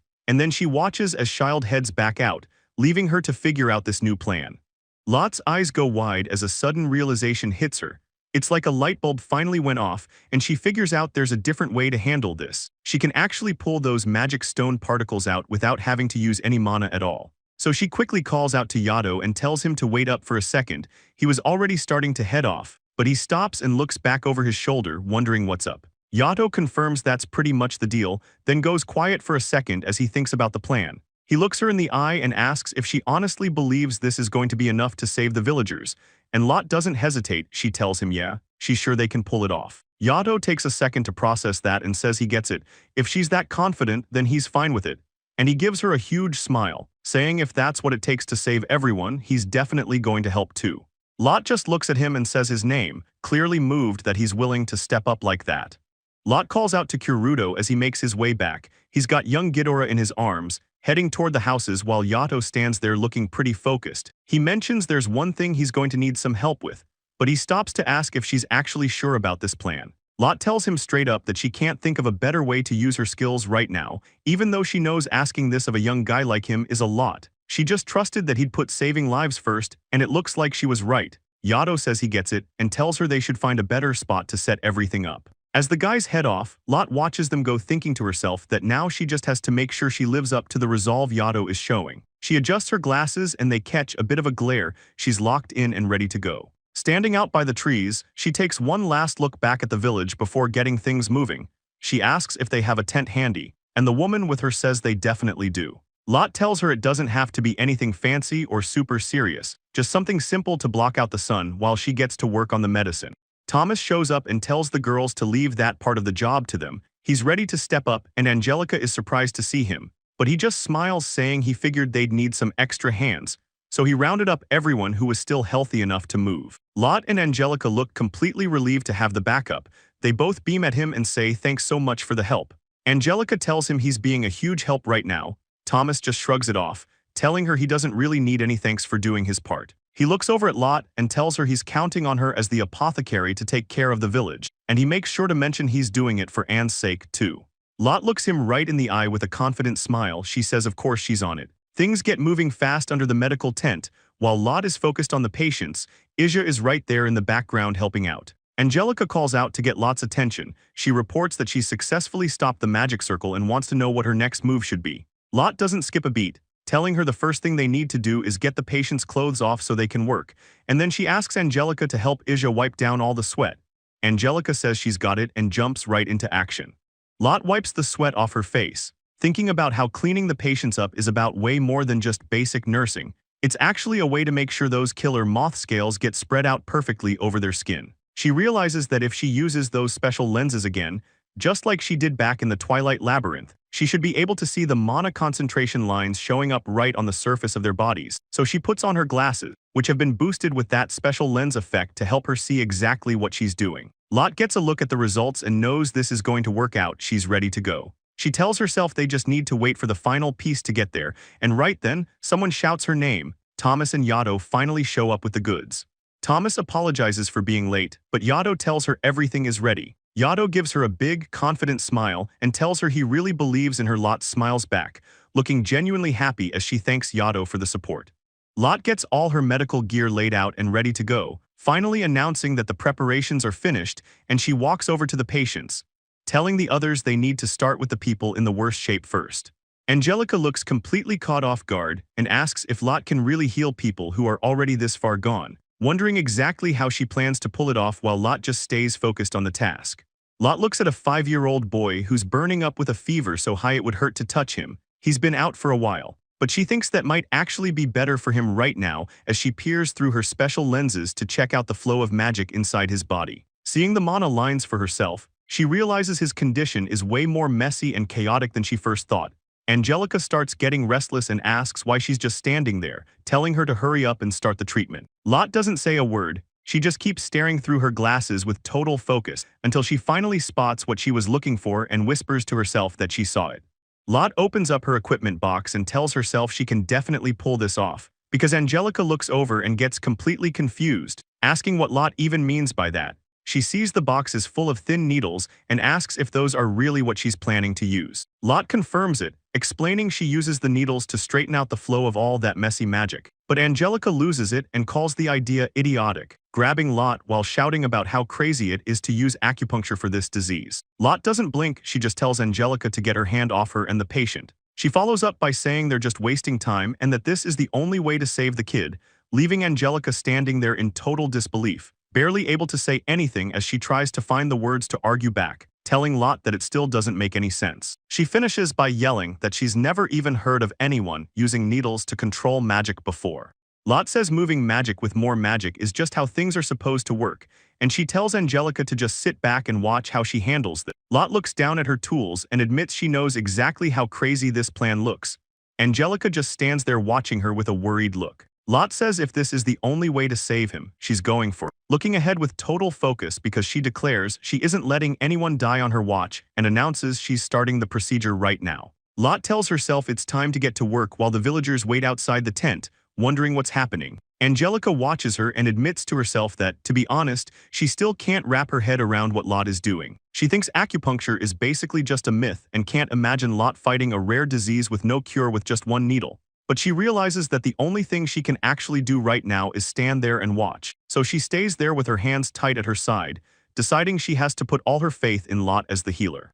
Lot grips her needle and tells herself she can definitely pull this off. She stays locked in as she moves closer to Ghidorah, sweat dripping down her face while she focuses every bit of her energy on the procedure. Thomas and Angelica just stand there with their hearts racing, completely silent as they watch her every move. Lot looks down at the kid and prays for the treatment to work, hoping this last-ditch effort saves him, and the tension finally breaks as she lets out a huge smile, saying thank goodness because the patient finally opens his eyes, and Lot announces that he's actually awake and back with them. Angelica looks on in total shock, saying there's no way this is actually happening right now. She checks him and points out his pulse is steady, and his skin looks way better than it did just a few minutes ago. Angelica admits she can't believe something as simple as needles could actually cure monostone disease like that, leaving Lot to look back with a smile, explaining that normal needles wouldn't have done a thing here.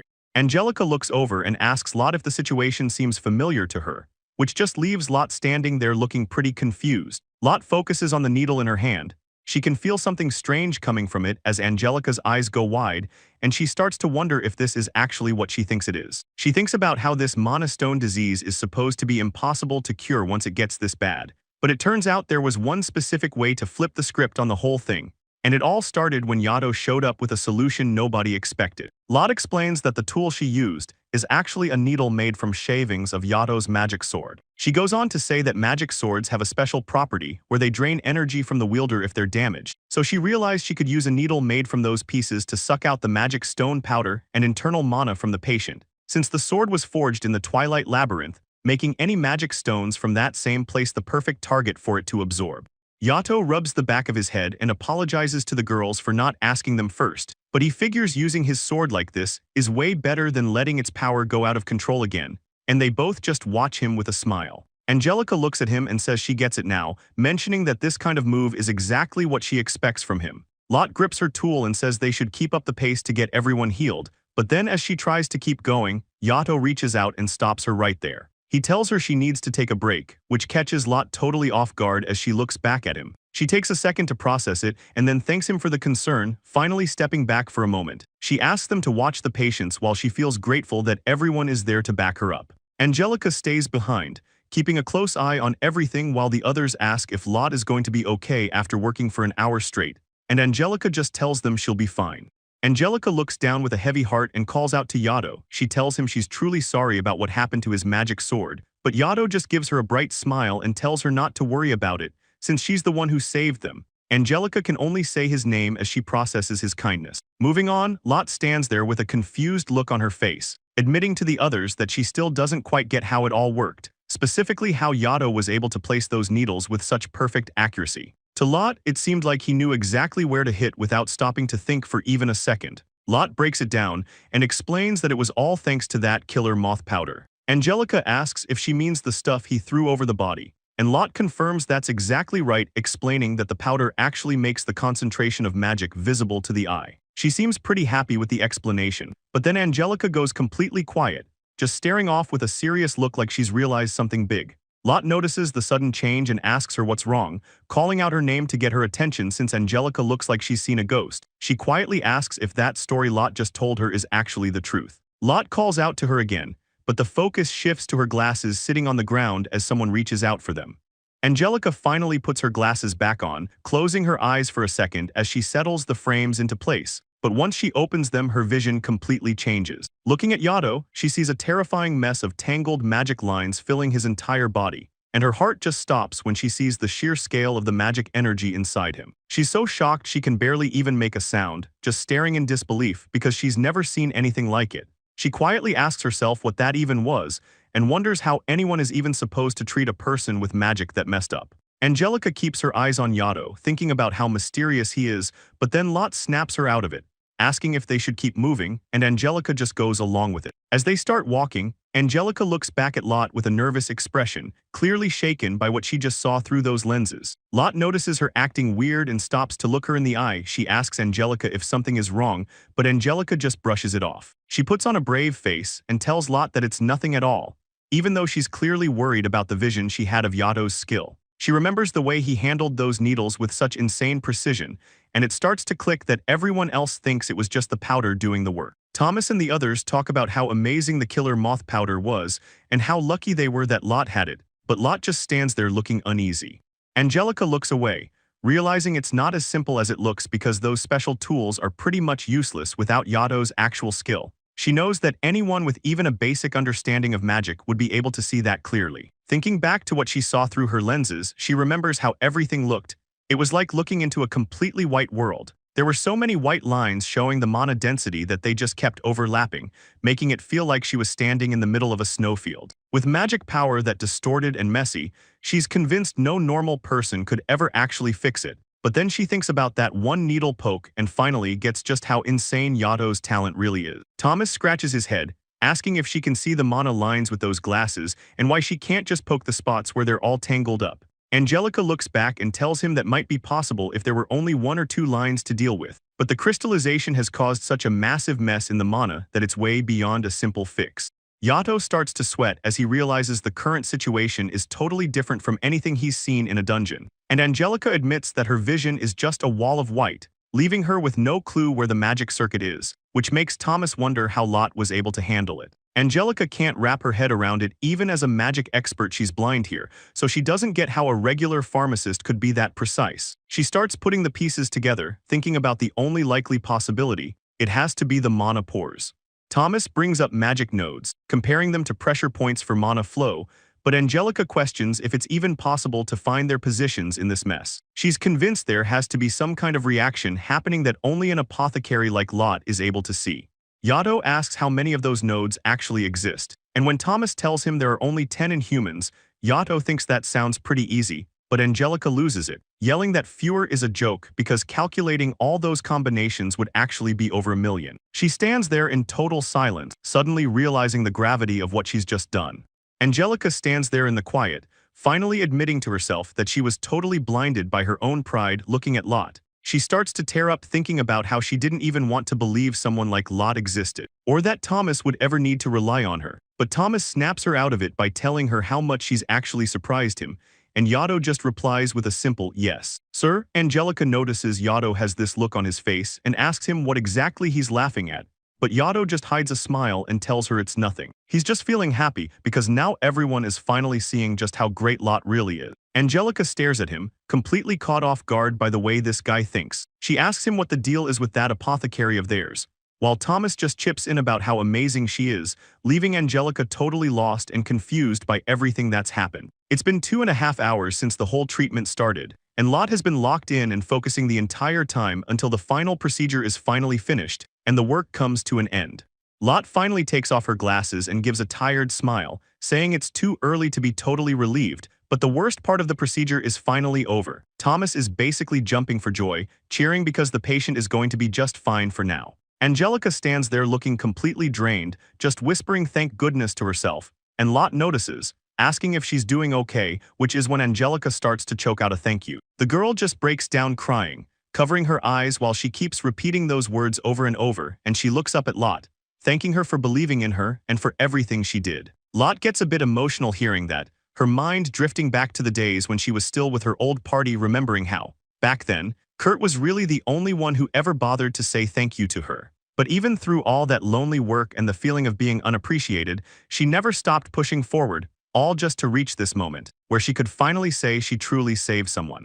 Lot realizes she doesn't actually regret those days with her old party because they gave her the chance to learn so much, and all that experience is a treasure to her now, especially the fact that she got to meet Kurt. Later on, Lot is just chilling by herself on a park bench under the night sky, enjoying the quiet for a second when Angelica shows up and spots her, saying she finally found where she was hiding out. The girl stands there for a moment, just looking at Lot with this really calm and serious face before handing over a steaming bottle and telling her it's just some warm tea to help her relax. They both sit there on the bench together in total silence for a bit while Lot takes a drink, until Angelica finally looks down, admitting that she knows she put Lot through a huge amount of trouble. She looks over with a sincere look in her eyes and tells Lot that she really is grateful for everything she did, leaving Lot just staring back at her, looking pretty surprised by how genuine she's being.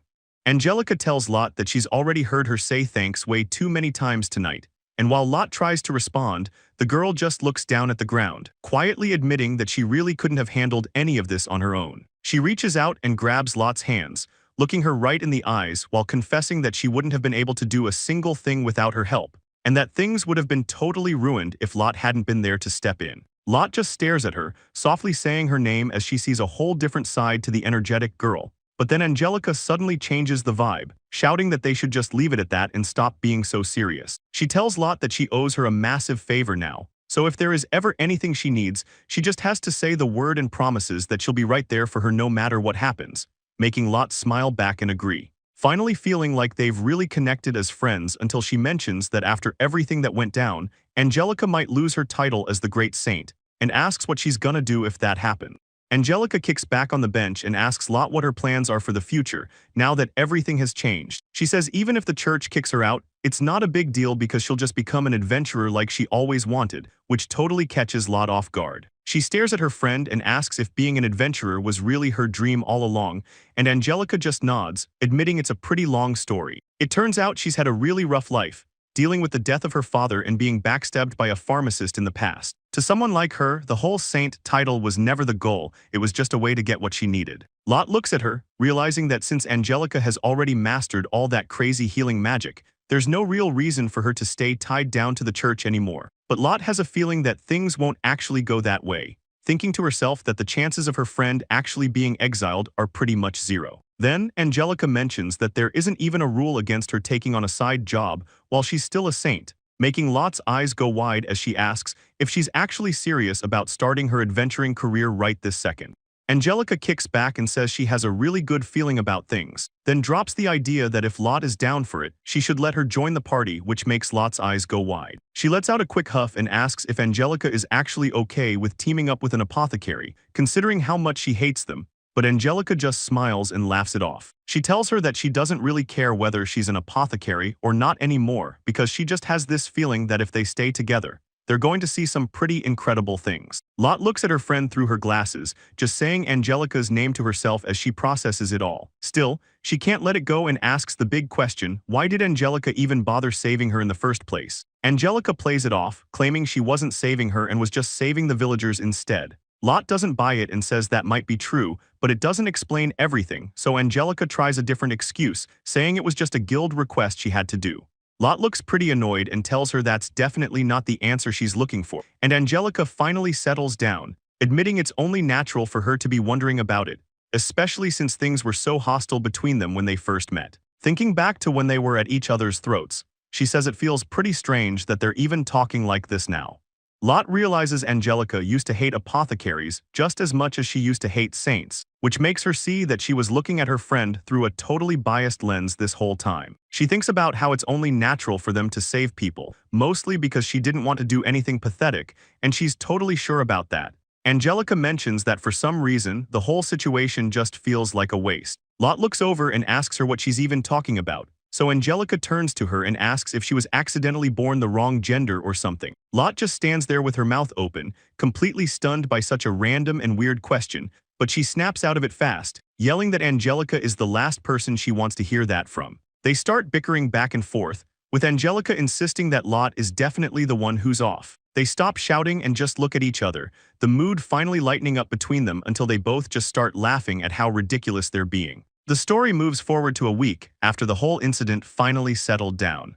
After everything that went down, they finally make it back to Rimuru City where Gonzalez is located and Lot walks right in, calling out to him and saying they've finally made it back home. Gonzalez looks up from his desk, sounding relieved to see her as he tells her she did a great job out there. He starts listing off all the crazy stuff that happened meeting the Grand Saint, curing an impossible disease, and finding a mountain of magic stones, saying good work is a total understatement. Gonzalez admits the report actually shocked him, but it's just like Lot to pull off something that big. Lot just sits there, feeling a little awkward about getting so much praise. She tries to humble herself, telling Gonzalez that he was the one who actually made the best call by sending Yato and the others, because without them, she's sure the villagers never would have survived. Gonzalez tells her that after all that hard work, a massive reward is definitely coming her way. Lot just laughs nervously, worried she might disappoint him if he expects too much, but Gonzalez explains that the royal capital is already being updated about the stones, so the payout will come once the lake investigation is finished. Lot takes a moment to process everything,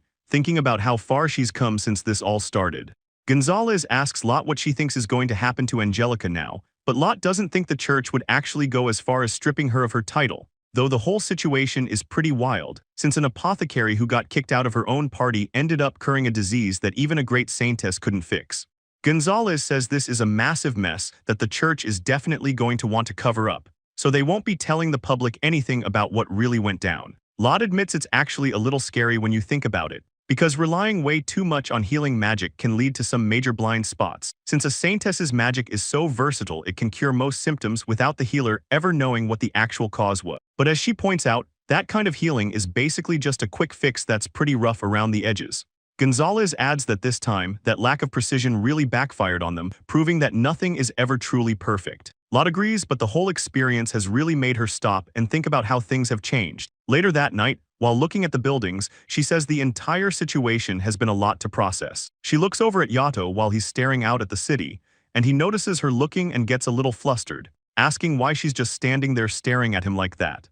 Standing among the greenery, Lot turns to Yato and thanks him for everything he did to help her back in the Twilight Labyrinth. Yato brushes it off, saying it really wasn't that big of a deal, but deep down he's feeling a bit let down since he thought she might say something more. Lot looks him in the eye and tells him that's not all she wanted to say, keeping him hanging on every word while she explains how glad she is that he decided to come with her when she left her old party. She admits that if he hadn't been by her side through all of it, she doesn't even know where she'd be right now. Yato's heart starts racing and he tells her to wait, wondering if she's finally about to confess her feeling. Lot leans in and starts to tell him exactly how she feels about him, making him think his big moment is here, until she says she thinks of him as a great friend. She beams with respect for him, which completely kills the romantic vibe Yato was hoping for. She stays totally positive though, and suggests they both keep doing their best as a team. Yato hides his face in his hand and tries to play it cool, agreeing with her while silently promising himself he won't let this little setback get him down.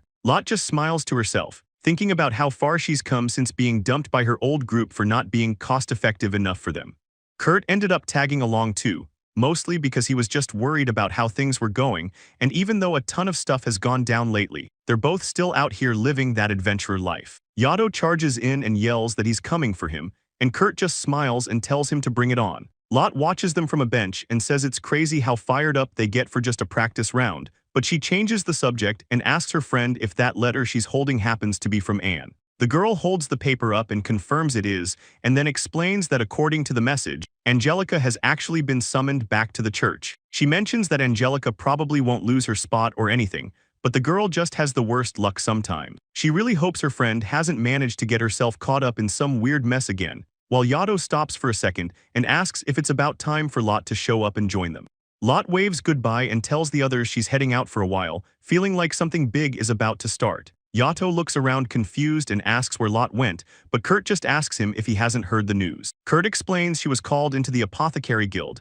Yato totally loses it and wonders if that specific man is involved. Yato takes off running immediately, leaving Kurt wondering why the guy is in such a massive rush. Lot makes it to the guild and asks the receptionist if the guildmaster is in since it's been a long time. Suddenly the door flies open and a man appears, looking way too excited as he says he's glad she actually came. The guy is completely out of breath, So Lot asks if he's even okay and tells him to just calm down. He grabs her hands and goes on about how beautiful they are. Lot just sighs, remembering the dude is a total weirdo. After things settle down, he apologizes for scaring her earlier, but Lot tells him not to worry about it. They sit down for tea and Lot asks Tetrod what he needed, mentioning she's got questions about magic stone disease too. Tetrod mentions he heard a report about her curing that impossible disease and asks exactly how she did it. Lot knew this was coming, but she tries to downplay it while looking at her tea, saying she wouldn't even really call what she did a normal treatment or anything. Tetrod gets way too hype, realizing she used a demon sword like a surgical needle, and Lot is totally caught off guard as he starts calling her a genius with a novel idea, making Lot tell him to quit grabbing her hands every time he talks. Just then, Gaido shows up and catches them from the doorway while Tetrod is still thanking her, and he starts getting worked up, thinking the guildmaster is back to doing weird things to Lot again. He's about to lose his cool and yell at the guy, but Tetrod moves right along to the main point of the meeting. He asks Lot how she feels about giving a presentation on her success at the Apothecary Guild, and tells her that a groundbreaking method like hers is worth sharing with everyone, leaving Lot pretty confused. Gaido just watches her, thinking about how all of this is only possible because of what she's managed to pull off. Gaido stands there thinking about how Lot's hard work is finally getting the credit it deserves, but he's worried that once everyone recognizes her, they won't be able to stay together like they are now. But Lot just smiles and tells Tetrod that she's actually going to pass on the whole presentation thing. And Gaido is totally floored by the answer. He looks at her in shock and asks why she would ever turn down a chance like that. Lot explains that even if they didn't have another choice back then, they still don't know for sure if the cure is perfect yet. And she's worried that telling everyone too soon might put people in danger, so Tetrod looks at her and admits she has a point.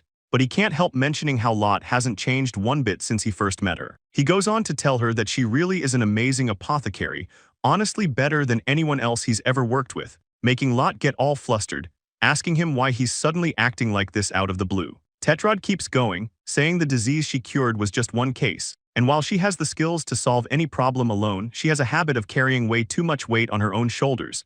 However, he looks over at Gaido and says he's not actually worried about them, because he's sure the two of them will be just fine together. Lot just sits there while Tetrod jokes about how she's always got a reliable, or maybe even a terrifying, ally sticking right by her side. Lot admits that Tetrod is right, confessing that she feels like she's done nothing but lean on her friends, especially on Kurt, making her think back to their time in the old party, where Kurt almost never used any of her potions, not even the ones for healing or support. She points out that despite all that, he still walked away from the party just to come with her, while Kurt just stands there with a big smile and a peace sign. Lot holds her cup and looks down, saying she's really the one who's always leaning on him, but Tetrod speaks up and tells her that Kurt actually relies on her more than anyone else in the world. He explains that support potions are only meant to give a little boost to what a person can already do, and using them too much isn't really relying on them, it's just being dependent on them. The fact that Kurt didn't use the power of her potions is just proof that he's a top-tier adventurer who fights while knowing exactly what he's capable of. However, Tetrod looks at her and says he's sure that her presence is actually the real source of Kurt's strength, and that's the whole reason why he decided to come all this way together with her. Tetrod adds that he thinks a man's pride probably played a part in why he wouldn't use the potions, leaving Lot totally confused as she asks him what he means by that. Kurt suddenly cuts in and tells Tetrod he has no idea what he's talking about, catching the guild chief totally off guard while Tetrod stares at him and asks why he's even there in the first place. But Kurt just stays quiet with a serious look, leading to him tightening his gloves and telling Lot that since they're done talking, it's time for them to head out. As they start walking away, Kurt sighs about how he tried to come here in secret because he knew things would get annoying, but Tetrod reaches out to stop them. He asks the two of them if they happen to know much about non-human creatures in general, not just the usual monsters. So Lot tells him that she's actually been studying up on that kind of stuff quite a bit lately, which seems to be exactly what he wanted to hear. Tetrod looks at them both and mentions that if that's the case, he might have a massive job for them coming up pretty soon. He lets out a sigh and says he can't really give them any specific details right now, but they should definitely keep it in the back of their minds. Then he shifts the subject and asks if they've thought about applying to become a formal, official adventuring party yet. Lot looks over at Kurt and admits that now that he mentions it, it's something she hasn't really considered before. Kurt takes a drink while listening to how party requests can boost their rank and pay, but Lot admits she's been way too busy to even think about that. So Tetrod offers to help out by processing their recent win at Gaido village as an official achievement if they just sign up. He explains that with a record like that, people won't feel the need to check their skills individually, making it a lot easier for them to land new jobs. Lot looks relieved and mentions how she was worried her own skills wouldn't be enough to find work elsewhere, which makes Kurt wonder why she'd even say that. Until it's revealed that while Kurt is an A-rank solo, Lot is only a D-rank, even though their old squad was all the way at S-rank. Lot realizes her low rank is probably because Arnold was the one handling all the paperwork back then, but Kurt says that's just more reason to apply now. He asks what they should call the new group and suggests the name True Crimson Fang, and at first, Lot actually thinks it sounds pretty good. She quickly catches herself though and yells that there's no way, it would just look like they're trying to pick a fight with their old party. Lot decides to just list them as members and leave the party name blank for now, and Kurt is fine with that, leading to 3 days passing by as the group moves on to whatever is coming next.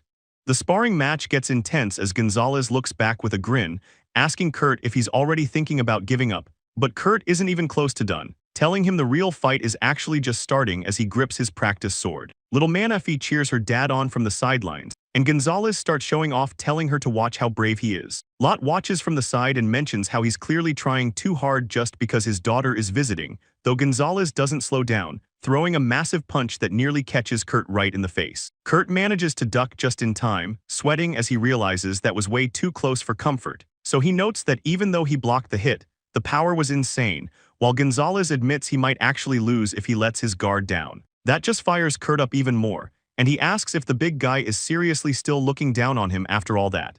Manaphy watches them and says she'd feel bad for Kurt if she only cheered for her dad, leaving Kurt totally confused. The little girl turns to Lot with a big smile and tells her she should be the one to cheer for Kurt instead. Lot looks totally stressed as Manaphy keeps pressuring her to hurry up and cheer, but she's just stammering, not knowing what to say while the little girl keeps shouting for her to just say go for it already. Lot finally takes a second to collect herself and lets out a deep breath, then she just goes for it, yelling at the top of her lungs for Kurt to hang in there. Kurt is completely stunned by her sudden outburst, his face turning red because he didn't expect her to actually shout like that, which gives Gonzalez the perfect opening to land a hit while Kurt is distracted. The blow is heavy enough that Kurt's head starts spinning, and he realizes his vision is already starting to fade, before he completely loses consciousness, with Lot screaming his name as she watches him go down. A little while later, Kurt starts groaning as he regains consciousness, and Lot asks if he's finally back with them. He just stares up at her, realizing he's actually waking up with his head resting right in Lot's lap.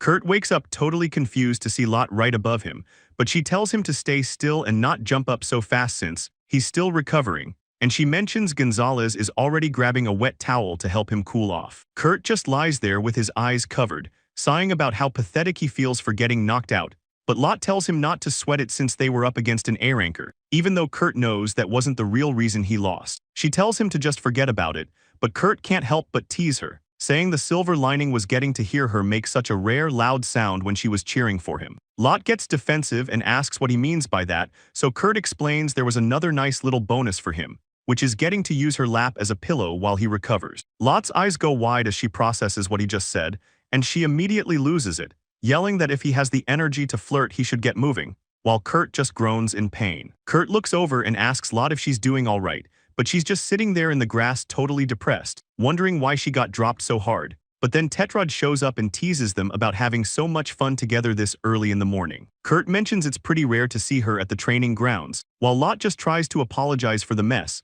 and Kurt tells her not to worry about it. So, he asks Tetrod if she's there to get some exercise, but she just fires back that he should move around for his health instead of sitting at a desk all day. Kurt tells her to leave him alone since she's being loud as usual, but Tetrod gets serious and explains the real reason she showed up is because she has some actual business with the two of them. She looks at them and says she's finally ready to formally offer the job she mentioned before, making Lot listen closely as they all sit down together. And Tetrod explains that the task she wants to entrust to them is the protection of an extinct species living on a specific island, which turns out to be the legendary unicorn. Kurt loses it and asks if she's serious about it being a unicorn, while Lot can't believe her ears and asks if a story like that could even be true, since unicorns are legendary creatures that everyone thought were hunted to extinction by humans who wanted their horns to make immortality medicine. Tetrod explains that even though everyone thought unicorns were extinct, one was actually spotted. Lot adds that it was only just discovered a few days ago, on a super unique island that's stuck right in the middle of some really rough and stormy waters.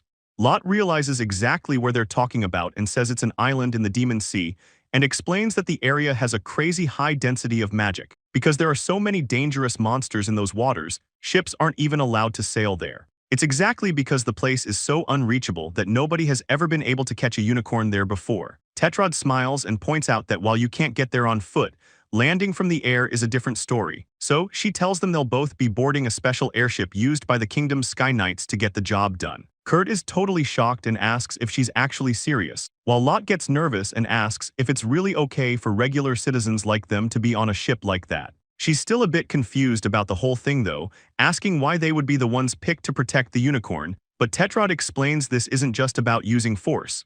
It requires a lot of specialized knowledge. Plus, they might hit some monsters on the way, and in that case, Tetrod smiles and tells them they're the perfect fit for the job, and Lot just nods along, as Tetrod explains that management specifically asked for them instead of the Knights or the Adventurers Guild. She says the offer is all thanks to what they pulled off recently, especially since Lot is so good at adapting to things on the fly. But Lot starts doubting herself and realizes she's getting way too inside her own head. Kurt looks back and tells Lot not to worry because she's going to be totally fine, and promises that no matter what happens, he's going to be right there by her side. Lot looks at him, her eyes starting to sparkle as she thinks his name to herself, wondering if she can really trust his word about staying together. Someone asks if they're finally ready to head out, catching them both by surprise, but Lot just smiles to herself, keeping Kurt's promise in mind as they get ready to move. Lot thinks about how safe she feels having Kurt around for the trip, just as one of the kids yells his name. The kids beg to go with them, but Kurt tells them it's just not possible, while Lot feels a bit sad leaving everyone behind. Suddenly, someone looks up and points out that something is finally showing up. It's a massive wooden ship floating through the sky, coming to pick them up. Lot is totally blown away by the sight, and Kurt realizes they're actually going to be traveling on a real airship. As they step on board, a knight in full armor bows and says it's a pleasure to meet them. The guy introduces himself as Nigel, the commander of the Sky Knights from the Kingdom of Canacomb. Kurt and Lot say hello, but Nigel admits he's surprised by how young they are despite all the rumors he's heard. He tells them he's expecting some big things from them and asks if they're ready to head out to the island. They say they're ready to go and wave goodbye to the kids who are crying and waving back from the ground. And just like that, their big trip through the clouds finally gets moving. Everyone on board is losing it as they look down at the city below. They can't believe how high this thing actually flies, and the view is basically perfect, making the massive wooden ship look like it's just gliding through the sky with no effort. Nigel walks up and says he's happy to see them having such a good time, which catches Lot off guard. She says sorry for getting a bit too excited, but Nigel says it's fine, though it's pretty rare to see a girl so into a ship like this. Lot starts geeking out, explaining how the ship's tip is shaped to cut through air, and how the mast is placed perfectly to handle the wind. Nigel is completely stunned. He asks how she knows all that technical stuff when she literally just saw the ship for the first time today. He tells her she's absolutely magnificent, while Kurt just stands there feeling like he's seen her do this 100 times before. Nigel admits he really likes her vibe, and offers to take them both to see a special spot on the ship.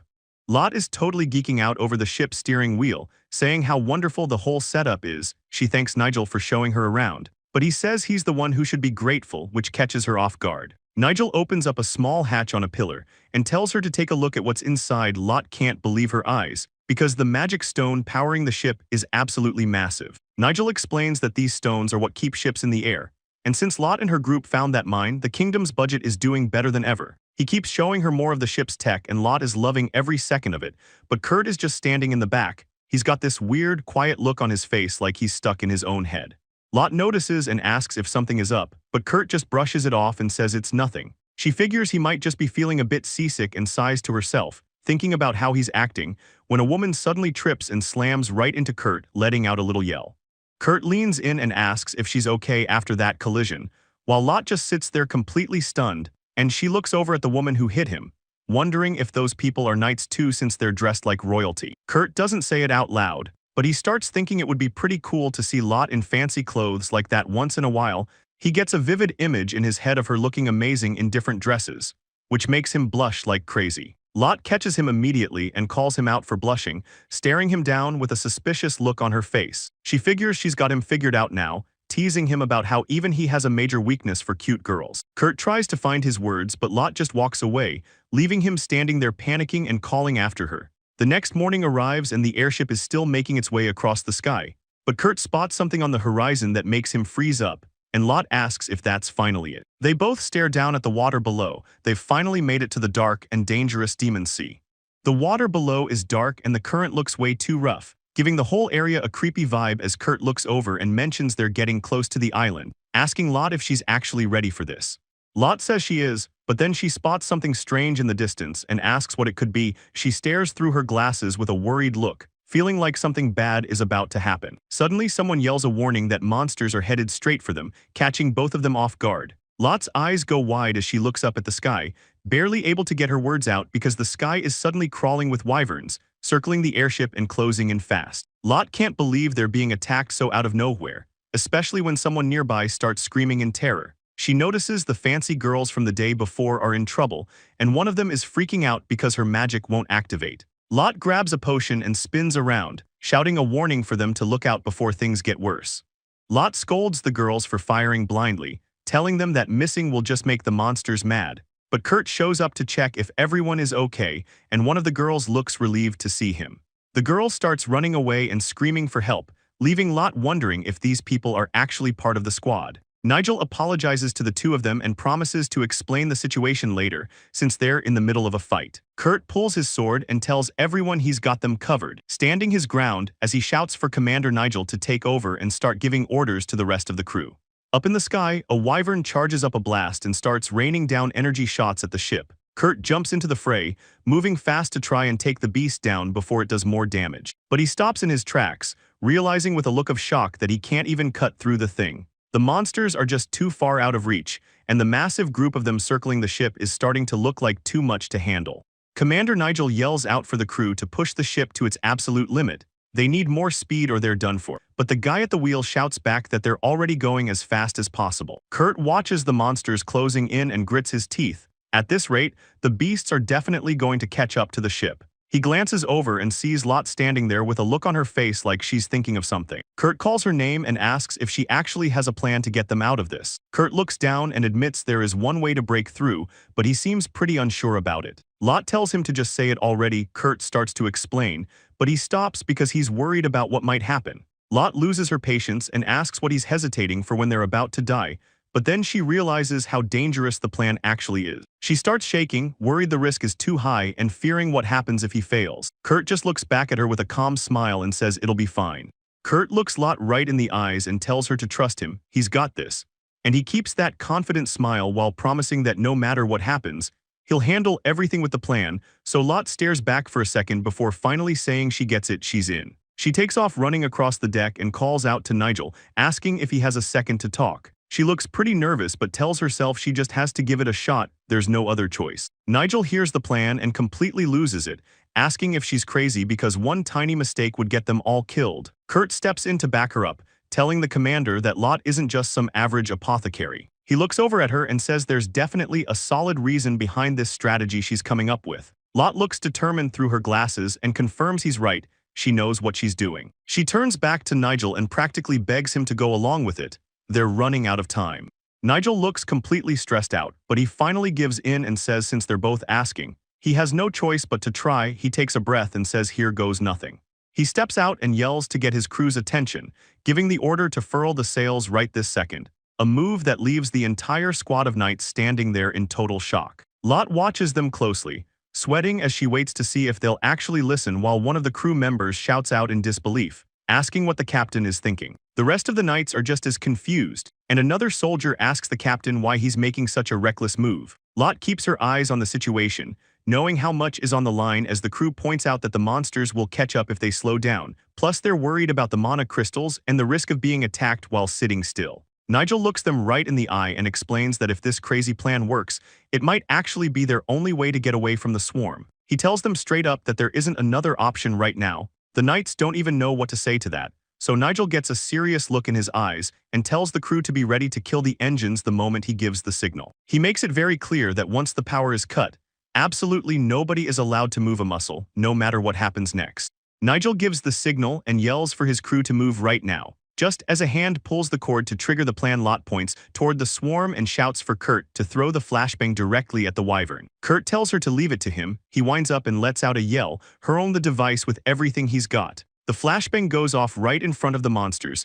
A massive burst of white light completely covers the area. As the light fades, the ship sits perfectly still. Turns out wyverns have a pretty big weakness that Lot is counting on. Because of how their eyes work, these things can't really see anything that isn't moving, so they just fly around totally lost. Kurt is hyped and says they actually did it, while Lot explains that blinding them and stopping the ship made it look like they just vanished. Kurt looks out at the sky and wonders why that swarm was even that big in the first place. He asks Nigel if the ship was just too big of a target. Nigel looks pretty stressed and agrees that he's definitely right about that, but Lot starts thinking it over and realizes something is off. The ship was sprayed with holy water to keep monsters away, so none of this should be happening.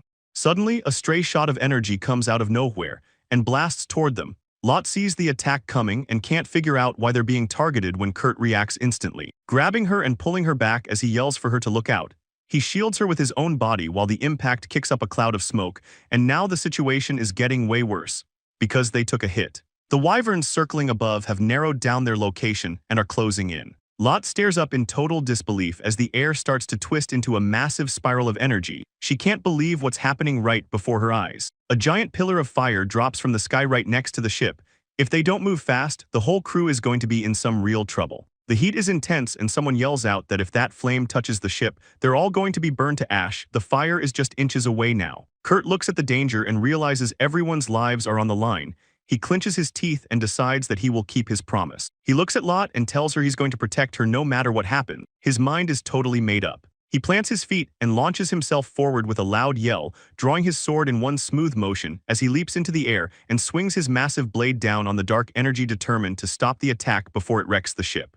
An armored knight looks over the ship's railing to see if they took out the enemy. Just as Lot screams from the force of the shaking, one of the crew yells for the commander, reporting that the steering wheel is completely trashed after that last hit. Nigel realizes they're in a bad spot, but then another knight spots the island they've been looking for. Nigel tells everyone to brace themselves because they're going down hard, and a second later the massive ship slams into the ground. After the dust settles, Nigel is just relieved that nobody was seriously hurt during the crash, while his scouts report that the wyverns have finally cleared out.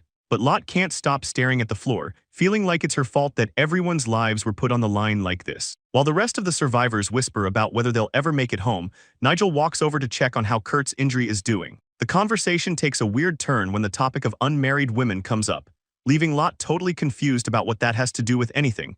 Nigel explains that you actually need a maiden if you want any chance of getting close to a unicorn. He says he's sorry for keeping that a secret, but Kurt wants to know why they'd bring girls who aren't even fighters to a dangerous island. Nigel clarifies that unicorns only trust pure souls, so those girls are the only way to get the creature to lower its guard. He mentions that once the local nobles caught wind of the mission, they were basically throwing their daughters at the knights to get them involved.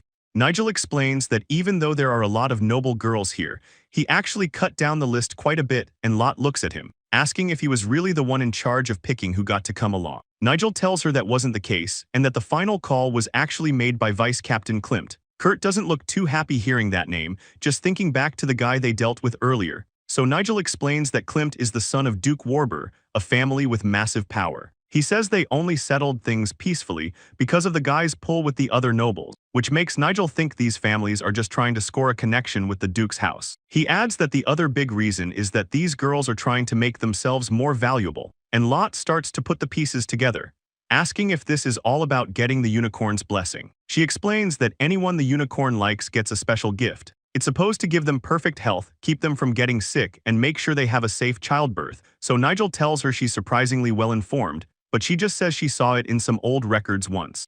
Kurt asks if that noble girl really just came all this way to marry into a better family, and Lot admits being a noble lady is rough, but Kurt just says he wouldn't want to be with someone like that. Later that night, the work on the airship finally wraps up, so Lot and Kurt head out into the woods to find some food and more potion supplies.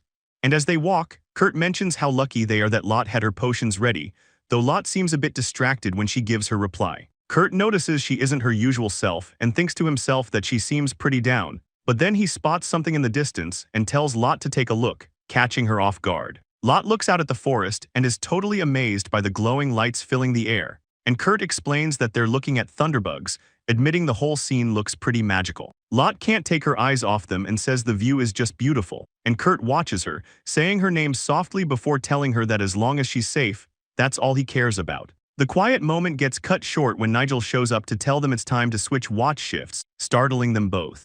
Lot tells Kurt they should probably get going, but she stops for a second like she has something else on her mind. Before she can speak, Nigel cuts in to apologize for interrupting and asks if all adventurers are as great as they are. Kurt just keeps it real and mentions that the two of them haven't even been working together for that long. Though Lot admits she was just really touched seeing everyone put in so much work to save the ship. She still can't help but wonder why they're being so kind to her, especially since she feels like the whole disaster was her fault. But Nigel tells her to stop right there, explaining that the airship was going to go down either way given how bad things were. He makes sure she knows how much they appreciate her healing the crew so fast, saying she basically saved everyone, and adds that their own magic definitely wouldn't have been enough to get the job done on its own. Nigel then turns to Kurt and tells him he was a huge help for keeping those wyvern attacks under control, finishing off by telling the both of them just how thankful he is to have had them there. Nigel agrees and Lot says they should all do their best to get home safe, while Kurt tells them he's counting on them. The next morning, Commander Nigel gets everyone together to go over the plan for what they're doing next. He breaks their course of action down into 3 main parts so everyone is on the same page, and the goals are to find food and water, fix the airship, and protect the unicorn, while Nigel's team handles the ship repairs. Nigel explains that finding the unicorn is the priority, but they need to scout first since their magic isn't enough to keep everyone hydrated. He calls over a few of his men and tells Lot and Kurt he wants them to handle the island exploration together, and the soldiers stand at attention and shout that they're on it, ready to follow orders without any hesitation. Nigel introduces the squad members as Simic, Gerald, and Nadal, and the 3 of them look pretty hyped to help out. Lot gives them a big smile and says she's happy to work with them, but they need to find some water right away. One of the guys looks pretty worried and asks how they're going to find anything to drink on an island surrounded by a demonic sea. The guys are looking pretty stressed about the water situation, but Lot tells them there's no reason to worry. She's got a confident look on her face and mentions they actually found a solid lead the day before. And just like that, they walk right up to a huge, sparkling lake hidden between the cliffs. One of the soldiers is totally blown away and asks Lot how she even knew this place existed. She asks if they remember the glowing thunderbugs from yesterday, and the guy starts to put the pieces together. Lot explains that those bugs only hang out near clean water, so tracking their light made finding the lake easy. The guy is impressed, and Kurt says he didn't expect anything less from a pro like Lot. Since they found water, Kurt decides they should make this spot their base and start looking for food. Lot tells the guys to gather nuts and fruit while she checks the mushrooms to make sure they aren't poisonous, and Kurt calls her over a minute later, showing her what he found and asking if it's actually safe to eat. Lot identifies the fruit as a shiver cherry, telling the guys they're safe to eat since they're super juicy and sweet. Kurt asks to take a look and tries one for himself, immediately agreeing that it tastes great, so Lot starts geeking out a bit, explaining how you can boil them into jam or use the dried peels for tea. She finishes by saying it's basically top-tier stuff to find. Kurt's pretty impressed by all the random info she knows, and he just gives a big grin, glad he could actually contribute something useful for the trip.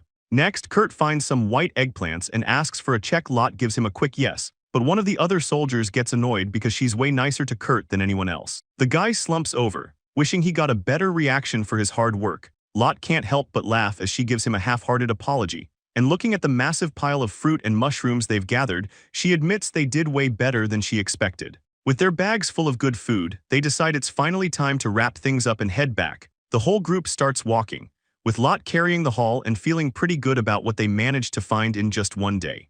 Lot mentions they managed to find some pretty interesting things during the harvest, and Kurt immediately catches a scent, pointing out that something in her bag smells amazing. He asks if she's hiding something, making Lot scramble for an excuse as she says it wasn't exactly a secret, but she finally pulls out some massive mushrooms, leaving Kurt shocked as he asks if those are actually Emperor Mazudake. He's blown away since they're the highest grade you can get, and while the other guys beg for a taste, Lot promises she'll share them with everyone next time. They finally sit down to a bowl of fresh fruit, and everyone's just happy they can finally eat something that looks this good. Kurt looks a little slumped over though, admitting that if he's being honest, he was really hoping for a big serving of meat. One of the soldiers agrees, saying it's weird they didn't even run into a single monster to hunt while they were out on guard. Lot gets a bit serious, thinking to herself how hard it is to believe there really isn't anything dangerous nearby, when a voice from the shadows asks if they're the ones responsible for gathering up all this food. Nigel greets the newcomer as Vice Captain Klimt, and Kurt just smiles while telling the group they did a good job. Nigel tells them he really appreciates everything they've done, though Lot's quick to say it wasn't a big deal. Nigel shifts the topic, asking how the girls they rescued are doing, so he explains they've calmed down but are still pretty messed up emotionally, which makes Lot realize her hunch was right. He looks down, mentioning how it must have been a massive shock for them to go through all that, And he notes that even though Lot is in the same boat, she's still being incredibly kind to everyone. Nigel stares at her and says things feel a bit strange. He reaches out and touches her face, telling her he can't look away from her eyes because he's never felt this way before. Lot just asks if her eyes look weird, but Nigel laughs and says her not reacting at all actually fires him up a bit, until Kurt suddenly grabs Lot and pulls her back, telling Nigel he's been standing way too close for way too long. Kurt keeps holding onto Lot and makes it clear that he's the only one allowed to tease her. Lot's eyes go wide in total shock, while Nigel just laughs it off, apologizing because he didn't realize she was already taken. Lot snaps out of it and asks Kurt if he was really teasing her, getting annoyed and asking when she ever gave him permission, though she quickly tries to say the whole thing was just a joke. She looks completely exhausted by the drama, wondering if she's actually going to make it home in one piece.